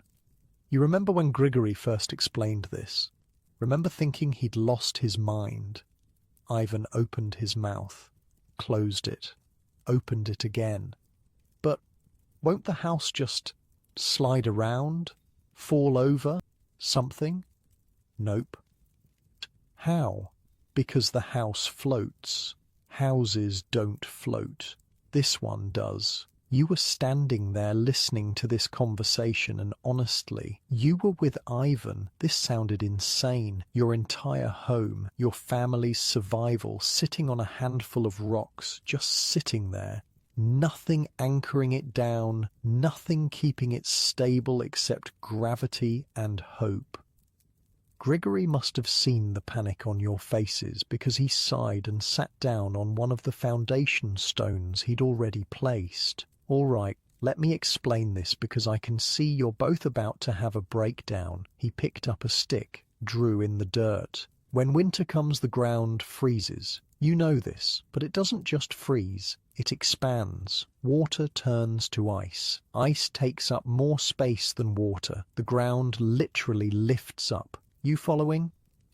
You nodded. Everyone knew this. Frozen ground pushed things around, shifted them, moved them. How much does it lift? Grigory asked. Didn't wait for an answer. Depends on the winter. Bad winter. Ground can lift a foot, maybe more. That's a foot of pressure pushing up on anything sitting on the ground.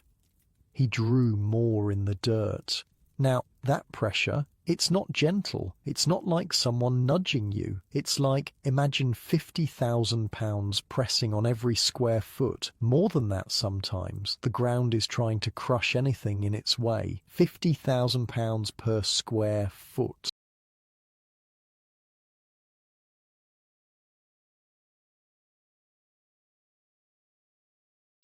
The number was too big to make sense. You just stared at him. So, Grigory continued, you got two choices. First choice, you dig deep, real deep, below where the frost can reach. Anchor your house to bedrock or unfrozen ground. That's what they do in cities, rich people houses, churches, big buildings. And the second choice? You let it happen. Silence. Just the wind in the trees and the sound of your brain trying to process what he just said. Let it happen, Ivan repeated. Let the ground freeze, let it expand, let it lift. Your house just rides along, goes up when the ground goes up, comes back down when the ground thaws in spring. The whole structure moves as one piece, together, unified. That sounds insane. Yeah, everyone says that, but it works. Been working for hundreds of years, will work for hundreds more. He stood up, pointed at the foundation stones he'd already placed. 4 chunks of granite, each one about the size of a large barrel, flat on top, positioned at what would be the 4 corners of the house. These stones, he said, they're not anchors, they're platforms. They distribute the weight of the house over a larger area, so the first logs don't sink into the ground, but they don't go deep. They just sit on the surface. Maybe I'll put a thin layer of sand under them to get them perfectly level, but that's it, surface level. You walked over to one of the stones, touched it. It was solid, heavy, unmovable, but it was just sitting there, on top of the ground, nothing holding it in place except its own weight. What about between the stone and the logs? You asked. Good question. Grigory smiled. Rare thing. We put birch bark, a layer of it. Keeps moisture from wicking up from the stone into the wood. Wood touches wet stone. Wood rots. Birch bark is waterproof, natural barrier, keeps the wood dry. And when the ground freezes, the whole house lifts, all together, all at once. The stones lift, the logs lift, the roof lifts, everything. But because it's all connected, because those log joints are so tight, because the whole structure is basically one solid piece, it just rides the wave, goes up, stays level, comes back down in spring. Ivan was shaking his head. I don't believe you. A house can't just float around like that. Not floating like a boat, floating like a raft on a river. The river rises, the raft rises, river falls, raft falls, but the raft stays level, stays intact, doesn't break apart just because the water moved. And you've done this before? Every house I've ever built, 50 houses, maybe more, all still standing, all still level, all still protecting families. He walked over to another foundation stone, kicked it gently. It didn't budge. See this? Granite, chosen specifically. Granite doesn't crack under pressure. Other stones might split when the ground pushes up on them, but Granite's been sitting in mountains for millions of years, getting squeezed by forces that make frost heave look like a gentle hug. It can handle this. What if the house lands crooked when it settles back down? doesn't happen. Ground thaws evenly. House settles evenly. I've seen it happen dozens of times. Spring comes, snow melts, ground thaws, house settles maybe half an inch per day. So slow you don't even notice. And it settles level because the weight is distributed evenly. The design ensures it. You wanted to believe him, wanted to trust that this would work, but the idea of your house just floating around on a few stones while the ground heaved and pushed with the force of thousands of pounds seemed absolutely bonkers. What happens to houses with deep foundations? You asked. You said rich people dig deep. That works, right? Grigory's expression darkened.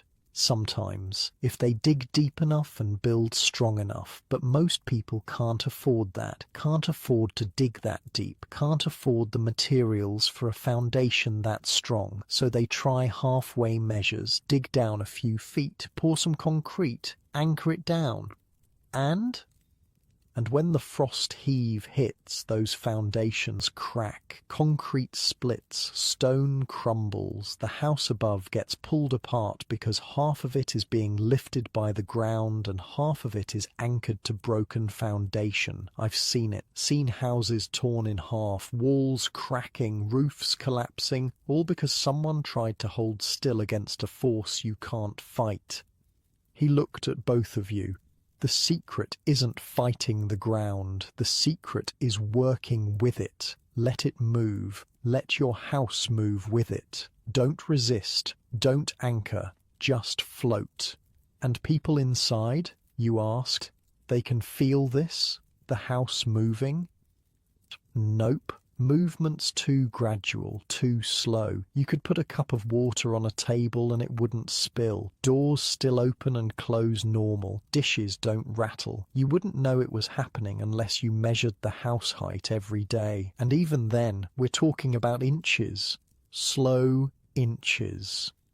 That same afternoon, Grigory placed the rest of the foundation stones. 8 total, 4 at the corners, 4 more along the walls for extra support, each one positioned carefully, levelled precisely with thin layer of sand underneath. Then he laid the birch bark, sheets of it, overlapping, creating a waterproof barrier between stone and wood.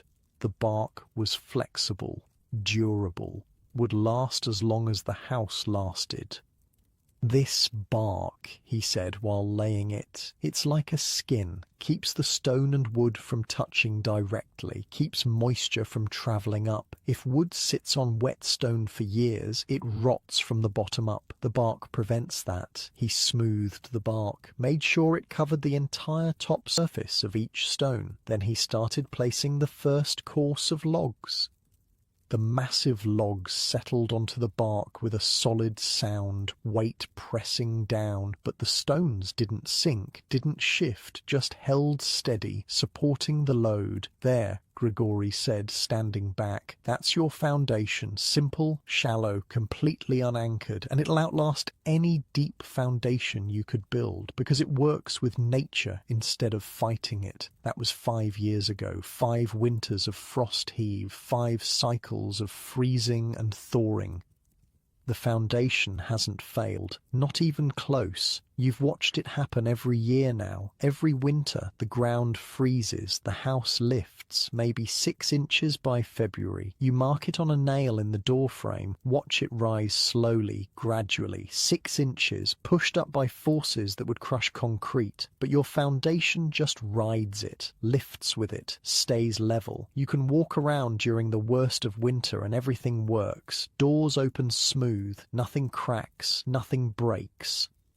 Ivan was skeptical the first winter, kept checking, kept waiting for disaster. Never happened. House lifted smooth, stayed level, kept working. By spring, when the thaw came, he was a believer. The house settles back down in May, 1/4 inch per day, back to where it started. And the cycle starts again. Grandfather has lived through 60 of these cycles, takes it for granted now, doesn't even notice. The forces are massive, £50,000 per square foot, like parking 10 cars on every square foot of ground. Your house just rides it. Up we go, down we come. No drama. You're standing outside now, middle of winter. The ground is frozen solid. Somewhere down there, permafrost is expanding, pushing up with forces that could bend steel. Your house sits above it all, 6 inches higher than it'll be in spring. Level, solid, unconcerned. 8 stones and some birch bark. That's all it took. Simple, elegant, perfect, working with nature, not against it. Inside, Anya is asking about something normal. Every day, she has no idea the house is floating 6 inches higher, has no idea any of this is happening. That's how good the design is. 8 stones are enough when you know what you're doing. And Grigory knew the foundation holds, the house floats, the family survives, 1 stone at a time.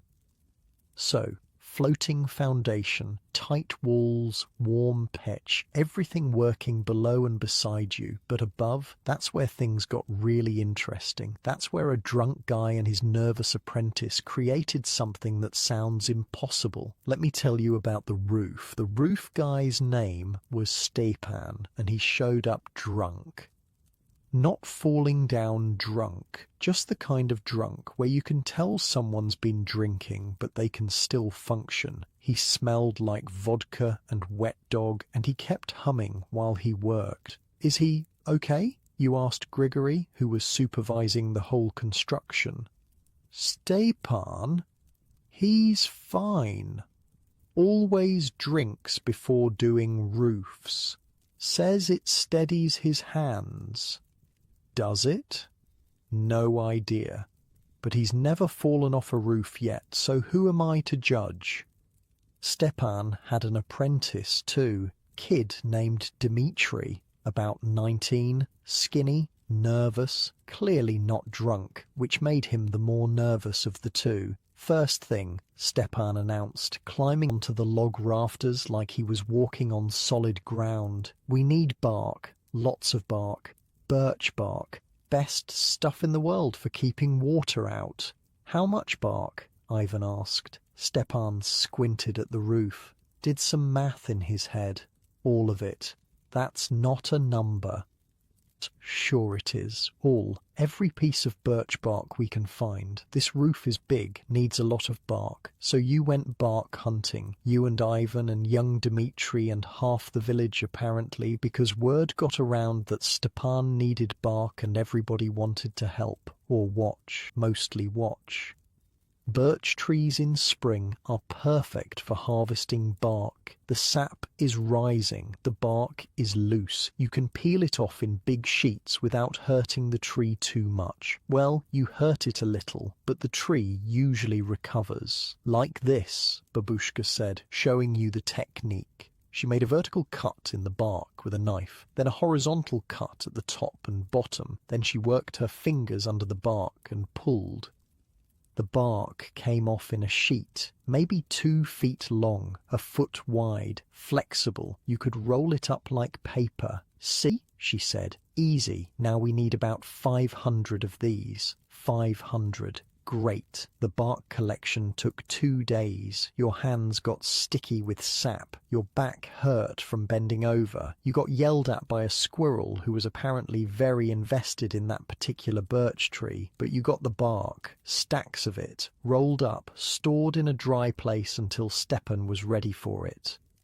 He was ready 3 days later, less drunk this time, more focused. He climbed onto the rafters with young Dmitri following behind him like a nervous shadow. "Watch what I do," Stepan told the kid. "This is how you make a roof that lasts 200 years. You mess this up, water gets in. Water gets in, wood rots. Wood rots, roof collapses. Roof collapses, everyone dies. So pay attention." The kid went even paler than he already was. Stepan started laying bark. He overlapped the sheets like shingles. Each piece covered part of the piece below it. Water would hit the top piece, run down, hit the next piece, run down, hit the next piece, run down, never getting a chance to seep through. "This bark," he explained while working, "it's got natural oils in it, resins, stuff that repels water like a duck's feathers. Water just slides right off, and the bark is flexible, doesn't crack in winter, doesn't rot in summer, just does its job for decades." He secured each piece with small wooden pegs. No nails. Nails would puncture the waterproof layer. Wooden pegs held it down without compromising the seal. Young Dmitri was trying to copy him on the other side of the roof. His pieces were crooked, overlapping wrong. Stepan looked over, sighed, climbed across the rafters with the balance of a cat and ripped half of Dmitri's work off. "Again," he said, "do it right or don't do it at all." The kid looked like he might cry, but he started over.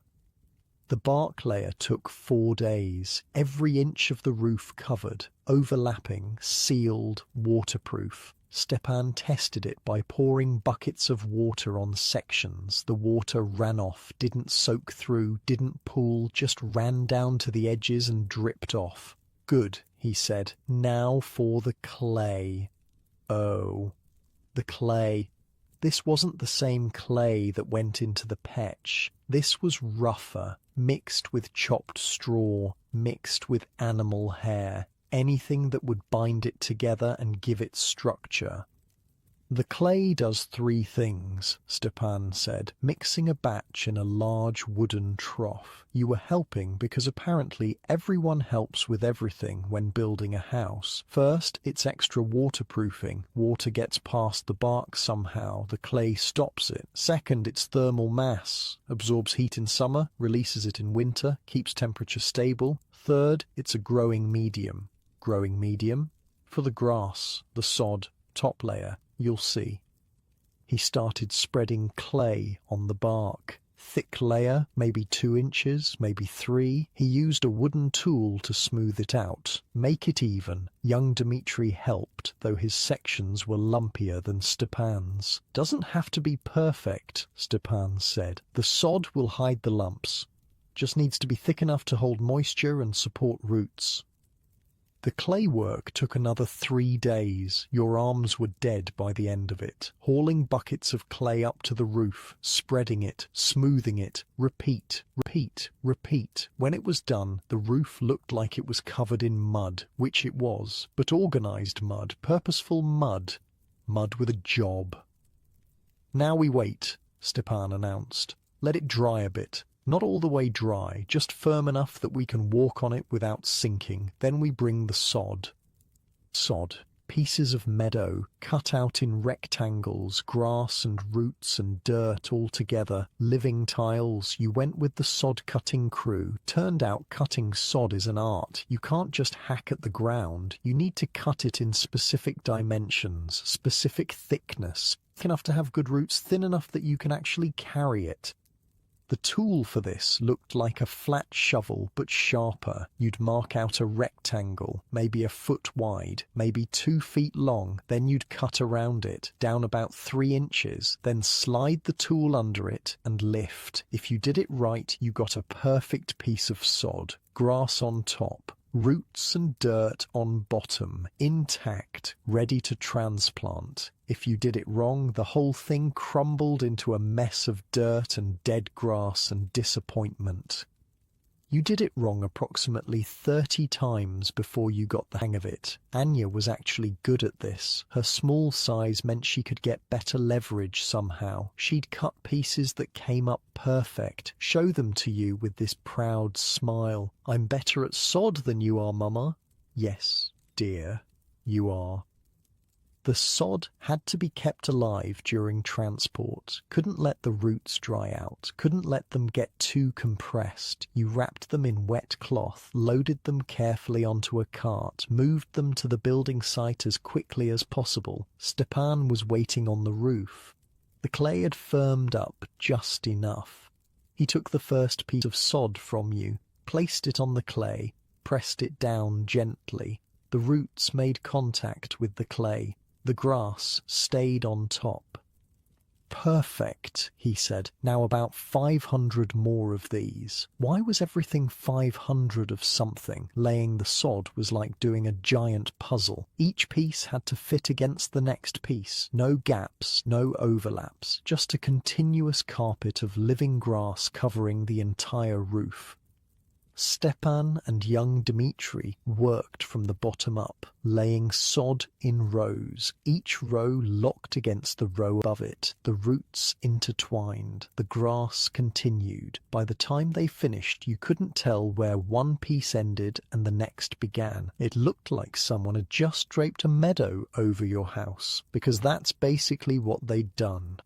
This grass, Stepan said, sitting on the completed roof with his legs dangling off the edge. It'll grow. Put down deeper roots into the clay. Spread. Fill in any small gaps. In a month, this'll be one solid piece. One living roof. What about in winter? Ivan asked. Winter's keen when it gets good. Watch. That first summer after construction. The roof was green, bright green. The grass grew. Wildflowers showed up somehow. Little yellow ones, little white ones. Bees visited. Butterflies landed on your roof and drank nectar from flowers growing on your house. Anya loved it. Would go outside and just stare up at the roof. We have flowers on our house. Yes, we do. Can I pick them? No. Leave them. They're part of the roof. She pouted, but left them alone. The grass needed rain to survive. Luckily, rain happened. A lot. The sod would soak up water like a sponge. The clay underneath would hold it. The roots would drink it. The grass would grow thick and lush. In summer, this was cooling. The grass would transpire, release moisture into the air, create evaporative cooling. The roof stayed cooler than if it was just bare wood or bark. But the real magic happened in winter. The first snow fell in November, light dusting at first. The grass caught it, held it. The snow settled into the grass and just stayed there. More snow fell. The grass held that too. The sod roof became a thick white blanket. By February, something weird happened. The house got quieter, warmer, like someone had wrapped it in a giant blanket made of silence. Is it supposed to be this heavy? You asked Ivan, watching more snow accumulate. He shrugged. Heavy. Really heavy. Stepan had mentioned this. Something about the weight. 20 tons, he'd said. Maybe more by the end of winter. 20 tons, sitting on your roof. And here's the insane part. The house loved it. You'd expected creaking, groaning, signs of stress. Instead, the walls got tighter. The moss between the logs compressed. Every joint locked harder. The whole structure became more solid under the crushing weight. Shouldn't that collapse the house? You asked Grigory when he came by to check on things. Nope. That's the genius. The weight presses down on the walls press down on the moss chinking, the moss compresses, gets tighter, seals better. The weight makes the whole structure more solid, not less. You just stared at him. Think about it, he said. The logs want to separate a little as they dry, as they shrink, but the weight of the roof is constantly pressing them together, forcing the joints tight, compressing the moss. The heavier the roof, the tighter the house. It's counterintuitive, but it works. Counterintuitive. That was putting it mildly.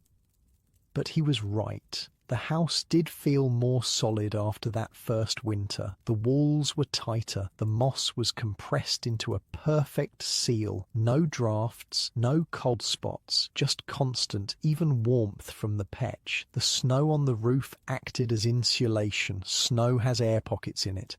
Air is one of the best insulators. The thicker the snow, the better the insulation. Stepan had claimed an R value of 40 to 50 with the full system. Snow, sod, clay, bark, all working together, all doing their jobs. Your modern roof with its fancy insulation probably hits R30 if you're lucky. This roof, with free materials from nature, hits 50, and it's alive.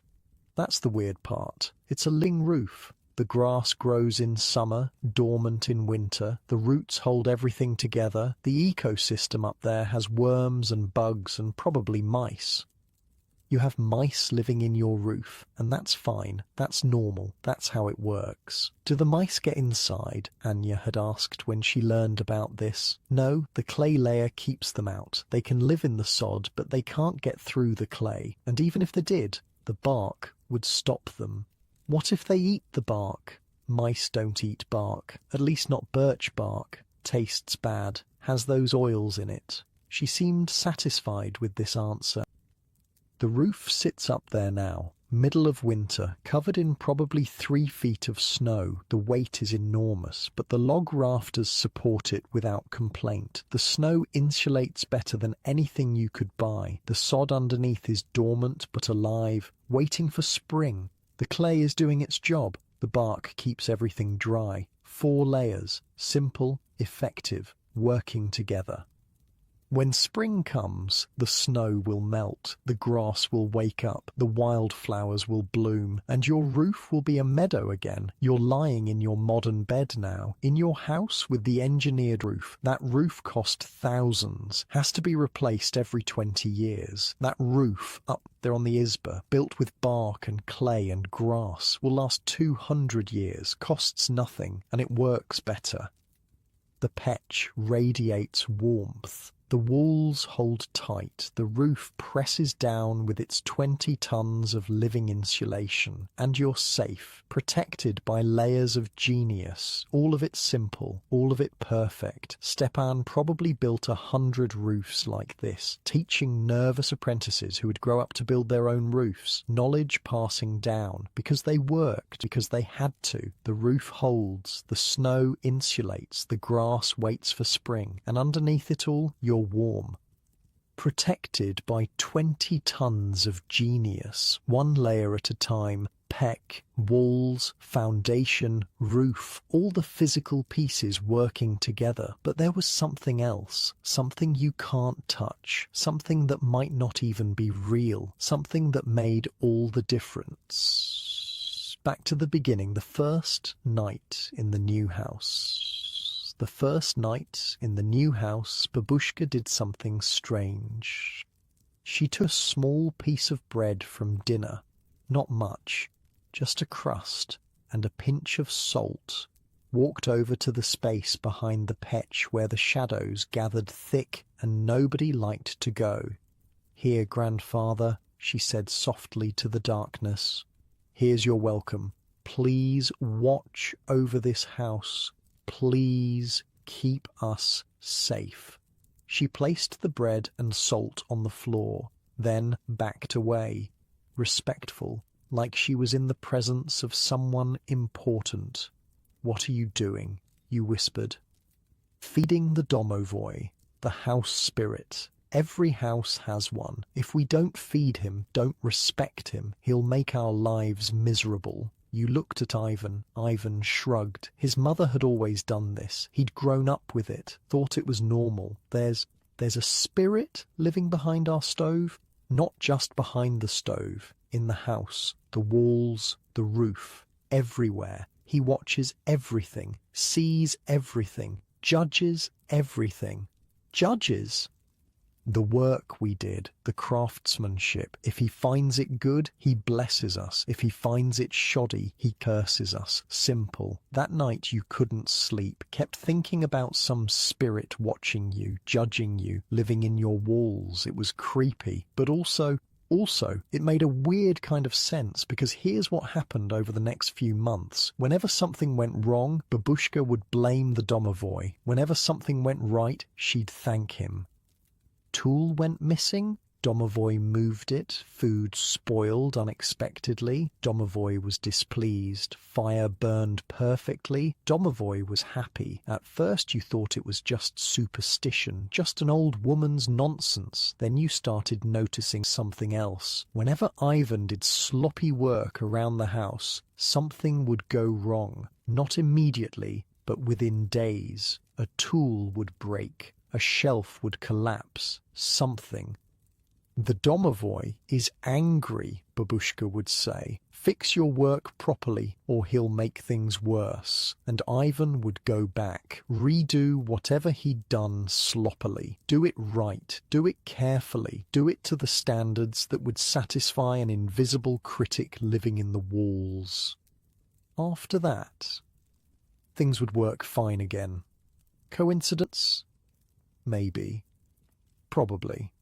But it happened enough times that Ivan started doing things right the first time, just in case. I don't want to redo joints at midnight because some angry house spirit is throwing tools at me, he'd grumble. The domovoy wasn't just Babushka's belief. Everyone in the village believed. Everyone had stories. Old Dmitri, 2 houses down, his domovoy supposedly warned him about a fire. Woke him up in the middle of the night by making noise. Dmitri got up, investigated, found hot coals that had rolled out of the petch, put them out before they caught the house on fire.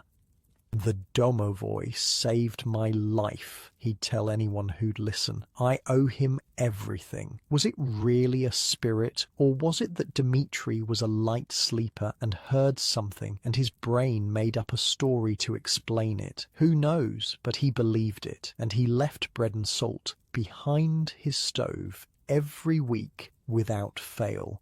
The domovoy was described as small, hairy, about the size of a child, with thick fur covering his hands and feet, only his eyes and nose visible through all that hair. He'd emerge at night when everyone was asleep, run his hairy hands along the joints, check the moss, test the rafters, make sure everything was built properly, make sure the family was maintaining things, make sure nobody was getting lazy. If he found good work, he'd bless the house. The fire would burn well, the food would stay fresh longer, the children would be healthy, the livestock would thrive. If he found bad work, tools would disappear, food would spoil, someone would get sick, the fire would refuse to light properly, small disasters that added up to big problems. How do you know if he's happy or angry? You asked Babushka once. You know, you just know. The house feels different. If he's happy, everything flows easy. If he's angry, everything's hard. You fight with small things all day. That's just life. Some days are easy, some are hard. She looked at you with those old, knowing eyes. And why do you think some days are easy and some are hard? The domovoy, he makes it so. There was no arguing with this logic. The interesting thing, the domovoy belief made people better craftsmen, not through magic, through fear. When Grigory was cutting those joints, he'd cut them 5 times if necessary. Why? Because he believed his dead grandfather was watching, his dead great-grandfather, every ancestor who'd ever built anything, all compressed into one hairy spirit judging his work. You don't disappoint ghosts? You don't do sloppy work when dead relatives are keeping score? Stepan would go back up in the rain to fix bark that was laid wrong, not because you'd noticed, you hadn't, but he'd noticed, and he believed something else had noticed too. The domovoy knows, he'd say, climbing up there in the wet. He always knows. Was it real? Who cares? It worked. Young Grigory's nephew would work until his hands bled, not for his uncle, for invisible ancestors. That ancestral disapproval hit harder than any master's anger. The domovoy system created builders who were their own harshest critics, who held themselves to impossible standards because they believed their dead ancestors were watching. judging, keeping track. Modern building has inspectors, building codes, legal liability. If you do sloppy work, you might get fined, might get sued, might lose your license, but you might not. You might get away with it, might pass inspection, might have the problems show up years later when it's not your problem anymore.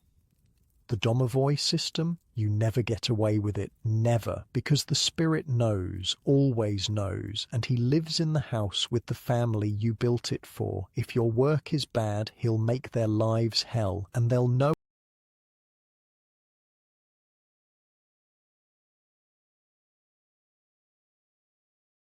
it was you. They'll know you cut corners, and they'll tell everyone, and nobody will ever hire you again. Also, your own domovoi might get angry, because bad craftsmen have angry domovois. It's cause and effect.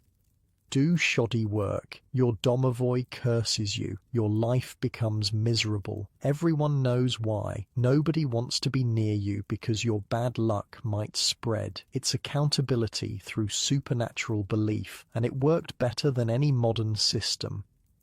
You started believing too, not in a literal way maybe, but in a practical way. You'd sweep the floor every day, not just because it needed sweeping, but because the domovoi demanded cleanliness. You'd keep the petch immaculate, not just because it was smart, but because a dirty petch angered the spirits. When you moved into the house, the builders had performed a ritual. Grigory, Stepan, Pyotr, the stove builder, all of them. They'd taken coals from Babushka's old hearth, carried them carefully to your new petch, used those coals to light the first fire in your new house. This transfers the domovoi, Grigory explained. Your family's spirit moves with you from old house to new house. He's been protecting your family for generations. Now he'll protect them here. What if we hadn't transferred him? Ivan asked. Then you'd have an angry domovoi in your old house with no one to protect, and no domovoi in your new house. Both bad situations. The spirit needs a family. The family needs a spirit. You transfer him, honor him, and everything works. They'd also placed a small offering in the foundation before the first log went down, a coin, some grain, a piece of bread wrapped in cloth, buried it under the corner where the domovoi would eventually live. For prosperity, Grigory said. For blessing, for luck. The domovoi sees this offering first thing, knows the family is respectful, knows they honor tradition. He settles in happy. These weren't empty rituals. They were psychological tools, ways to ensure that everyone involved in building the house took it seriously, treated it as sacred work, because you weren't just building shelter, you were building a vessel for a spirit, a home for your ancestors' watchful presence. If you believed that, you'd cut every joint perfectly, pack every bit of moss carefully, lay every piece of bark precisely, because your ancestors were watching, and disappointing them was worse than any earthly punishment. Grandfather had his own relationship with the domovoi. He'd talk to the spirits sometimes, not loud, just quiet conversations when he thought nobody was listening.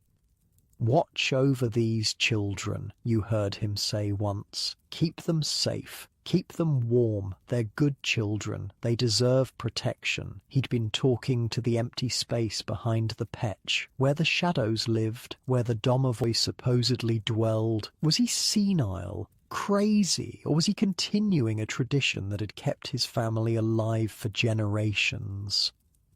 You decided it didn't matter. Let him talk to spirits. Let him believe. His belief had standards that kept houses standing for centuries. His belief had quality control that no modern system could match. The domovoi was also a weather prophet. If he was restless at night, moving things, making noise, it meant a storm was coming. If he was quiet and content, the weather would be good. Babusha could predict storms 3 days out, just by listening to the house at night, hearing how the domovoi moved, how he sounded. "Big storm coming," she'd announce. "How do you know?" "The domovoi is restless. Hear him? He's warning us." you'd listen, hear something. Maybe wind, maybe the house settling, maybe your imagination. But 3 days later, a storm would hit. She was rarely wrong. Was she really hearing a spirit, or was she hearing subtle changes in air pressure and wind patterns that her experienced ear had learned to interpret? Did it matter? The predictions worked. That's what mattered. The whole system worked. The belief in the domovoi created builders who wouldn't accept good enough, created families who maintained their homes perfectly, created a culture where sloppy work was spiritually dangerous, not just physically risky. You're lying in your warm bed now, in your modern house, built by contractors you never met, inspected by officials checking code compliance, probably fine, built to the minimum standard required by law. That house back in Russia, built to standards set by invisible ancestors, built to satisfy spirits that might not exist, but whose judgment mattered more than any inspector's approval. Which house do you trust more? The petch radiates warmth, the logs hold tight, the moss seals perfect, all of it built by people who believed someone was watching, someone who cared. Whether the domovoi is real doesn't matter. What matters is that believing in him created houses that lasted 200 years. Your modern house will probably last 50 years with constant maintenance. That izba will last 200 with almost none, because every joint was cut like ancestors were watching.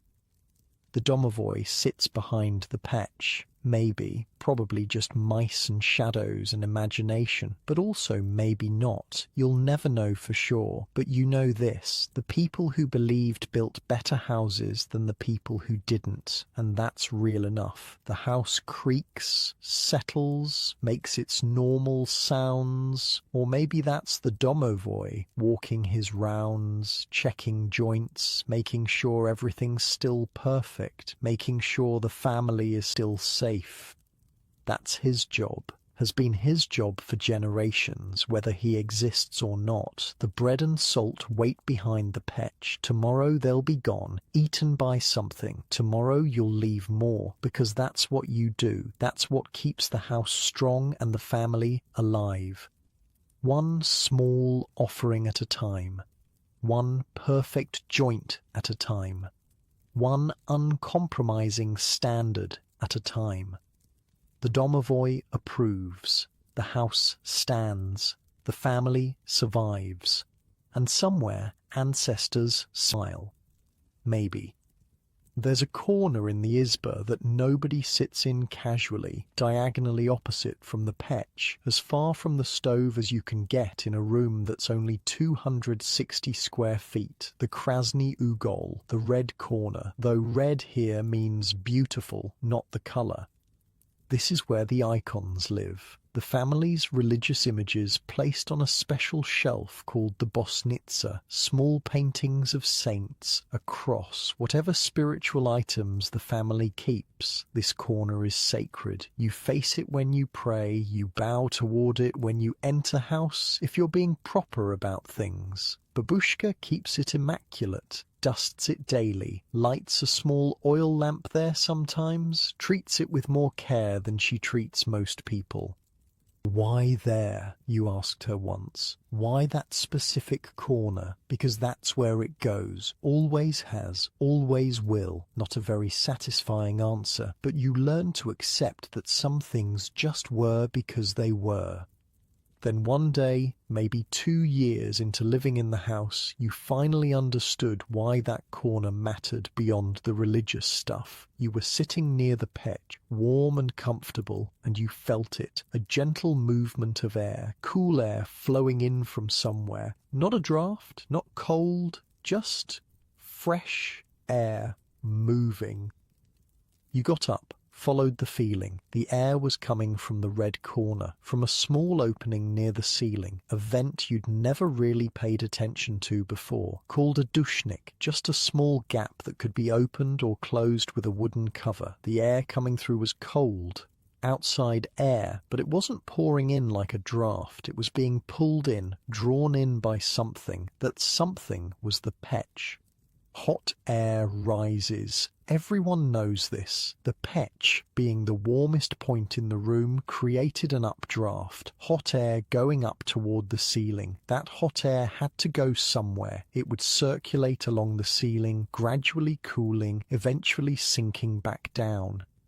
But here's the clever part. The red corner, being the furthest point from the petch, was naturally the coolest spot in the room. Cool air, being denser than hot air, would sink there first. This created a natural circulation pattern. Hot air rises at the petch, flows across the ceiling, cools, sinks at the red corner, flows back across the floor toward the petch, rises again, round and round.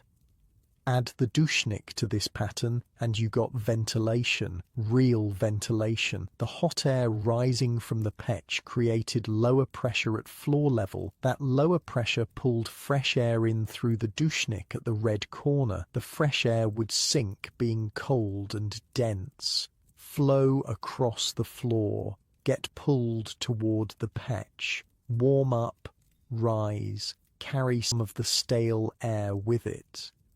That stale air would eventually get exhausted through small gaps around the stovepipe or through a separate vent near the petch. The whole room was breathing, taking in fresh air at the red corner, warming it, circulating it, exhausting stale air near the stove, all without any mechanical help, just physics, just the natural behaviour of hot and cold air. You mentioned this to Ivan. He shrugged. That's just how it works.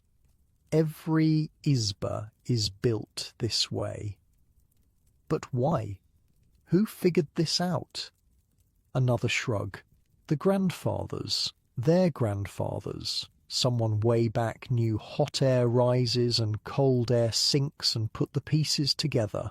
Someone way back. Someone whose name nobody remembered, but whose understanding of airflow kept families from suffocating in sealed houses during 6-month winters.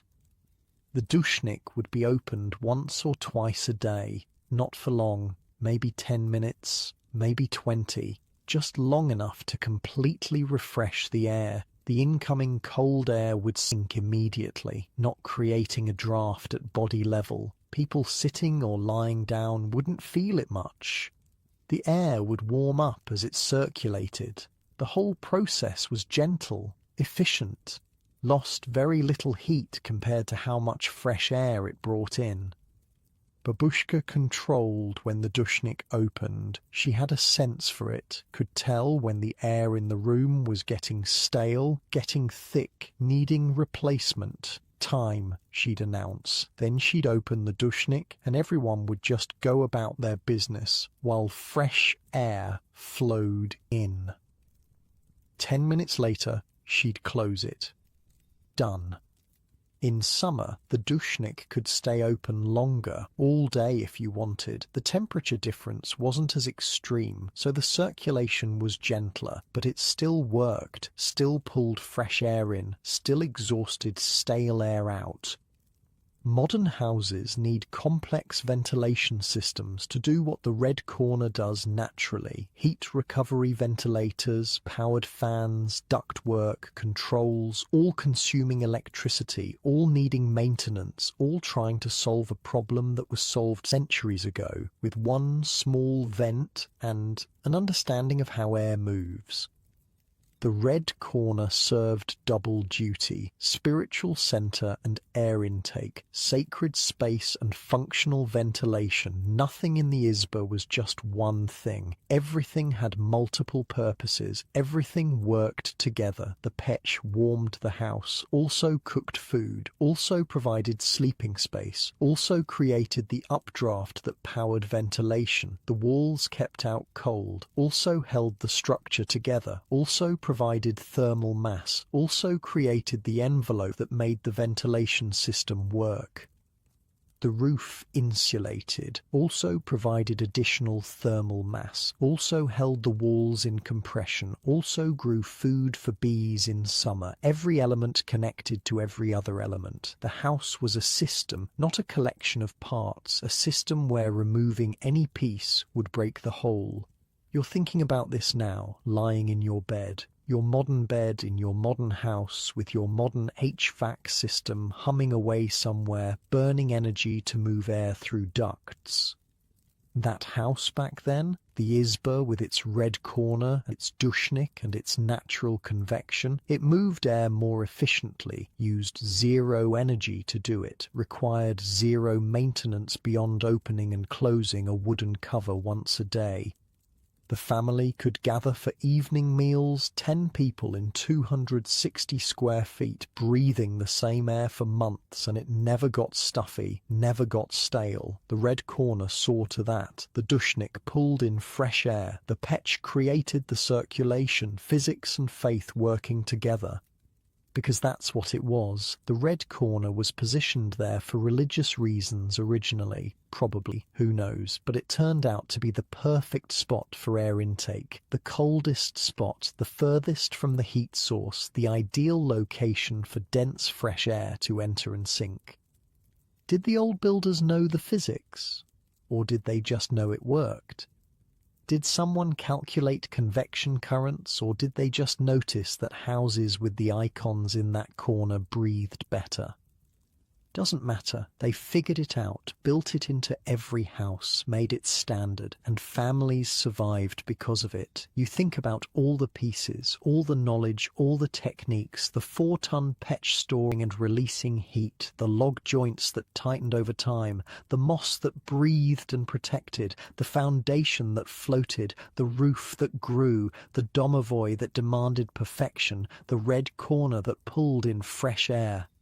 Every piece designed by someone, refined by someone, tested by someone, passed down by someone, all of it working together to keep families alive through conditions that would kill you in minutes if you stepped outside. The builders weren't primitive, weren't backwards, weren't simple people doing simple things.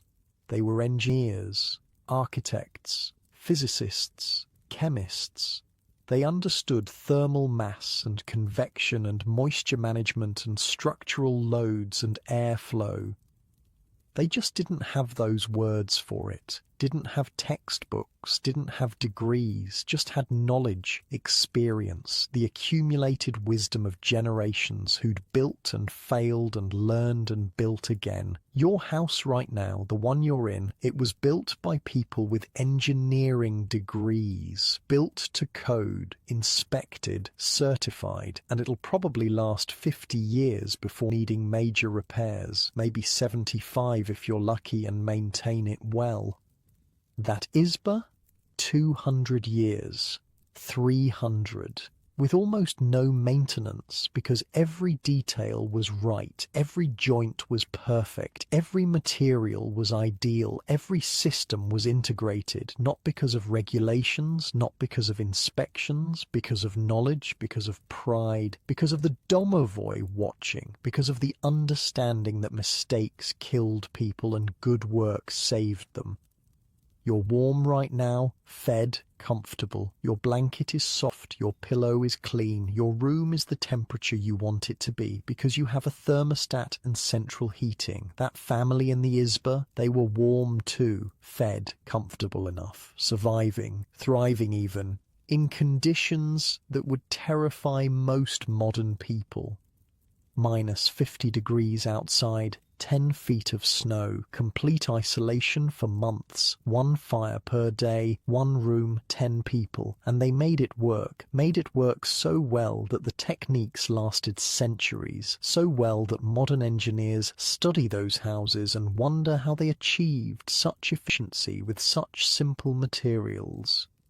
The answer is they had to get it right, had to make it work. Winter didn't care about excuses, didn't care about good intentions. You either survived or you didn't. Your house either kept you alive or it killed you. So they learned, passed it down, refined it. made it perfect, because perfect was the minimum acceptable standard when the alternative was death.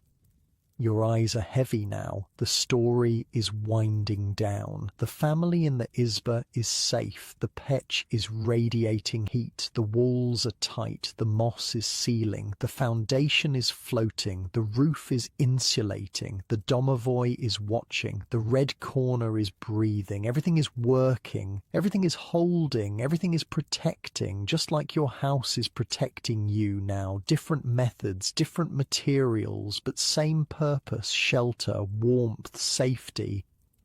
The old ways and the new ways, both trying to solve the same problem: how to keep humans alive in a world that's constantly trying to kill them. The old ways did it with less, with simpler tools, with knowledge instead of technology, with understanding instead of energy. The new ways do it with more, with complexity, with electricity and gas and computers controlling everything. Neither is wrong. Both work. Both keep people alive. But there's something beautiful about a house that works with nature instead of fighting it, that floats instead of anchoring, that breathes instead of sealing, that stores heat instead of constantly creating it. Something beautiful about knowledge passed down through generations. Through mothers teaching daughters which moss matters.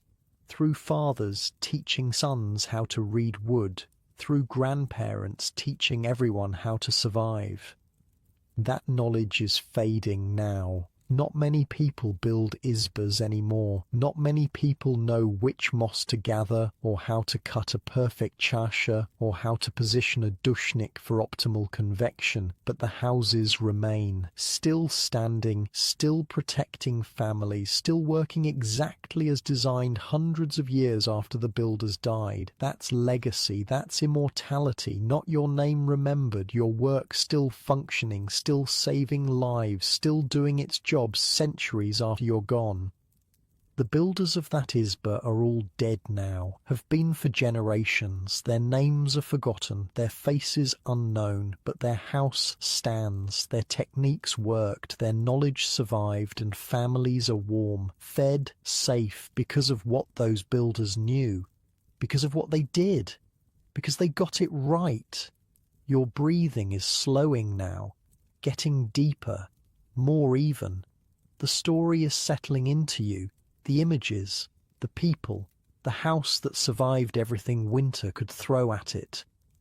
Your body sinks into your mattress, your pillow cradles your head, your blanket holds warmth close to your skin. Different from the Isba, different materials, different methods, but same purpose, same outcome: shelter, protection, warmth, safety. The family survived, made it through winter, saw spring come, watched the snow melt and the grass on the roof wake up green again. Flowers bloomed on that roof, bees visited, life continued, the cycle turned.